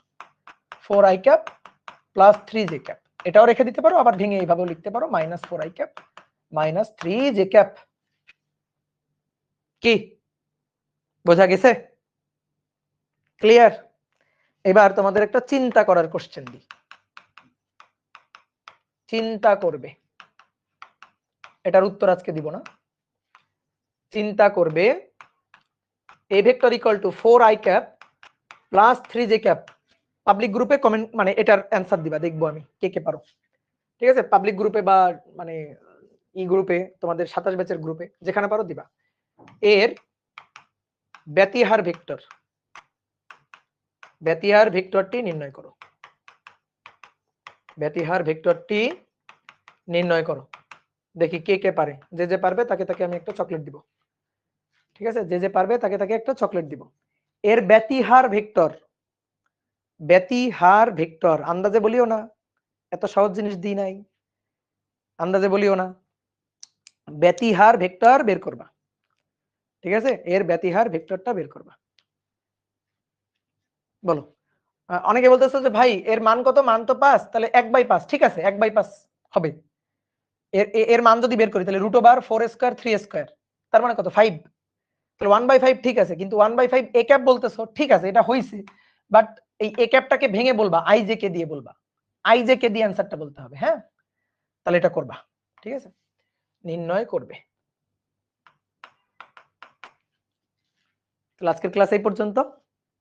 ঠিক আছে, নেক্সট ক্লাসে আবার দেখা হবে। টাটা, সবাই ভালো থাকো, সুস্থ থাকো, অবশ্যই ক্লাসগুলো করবা।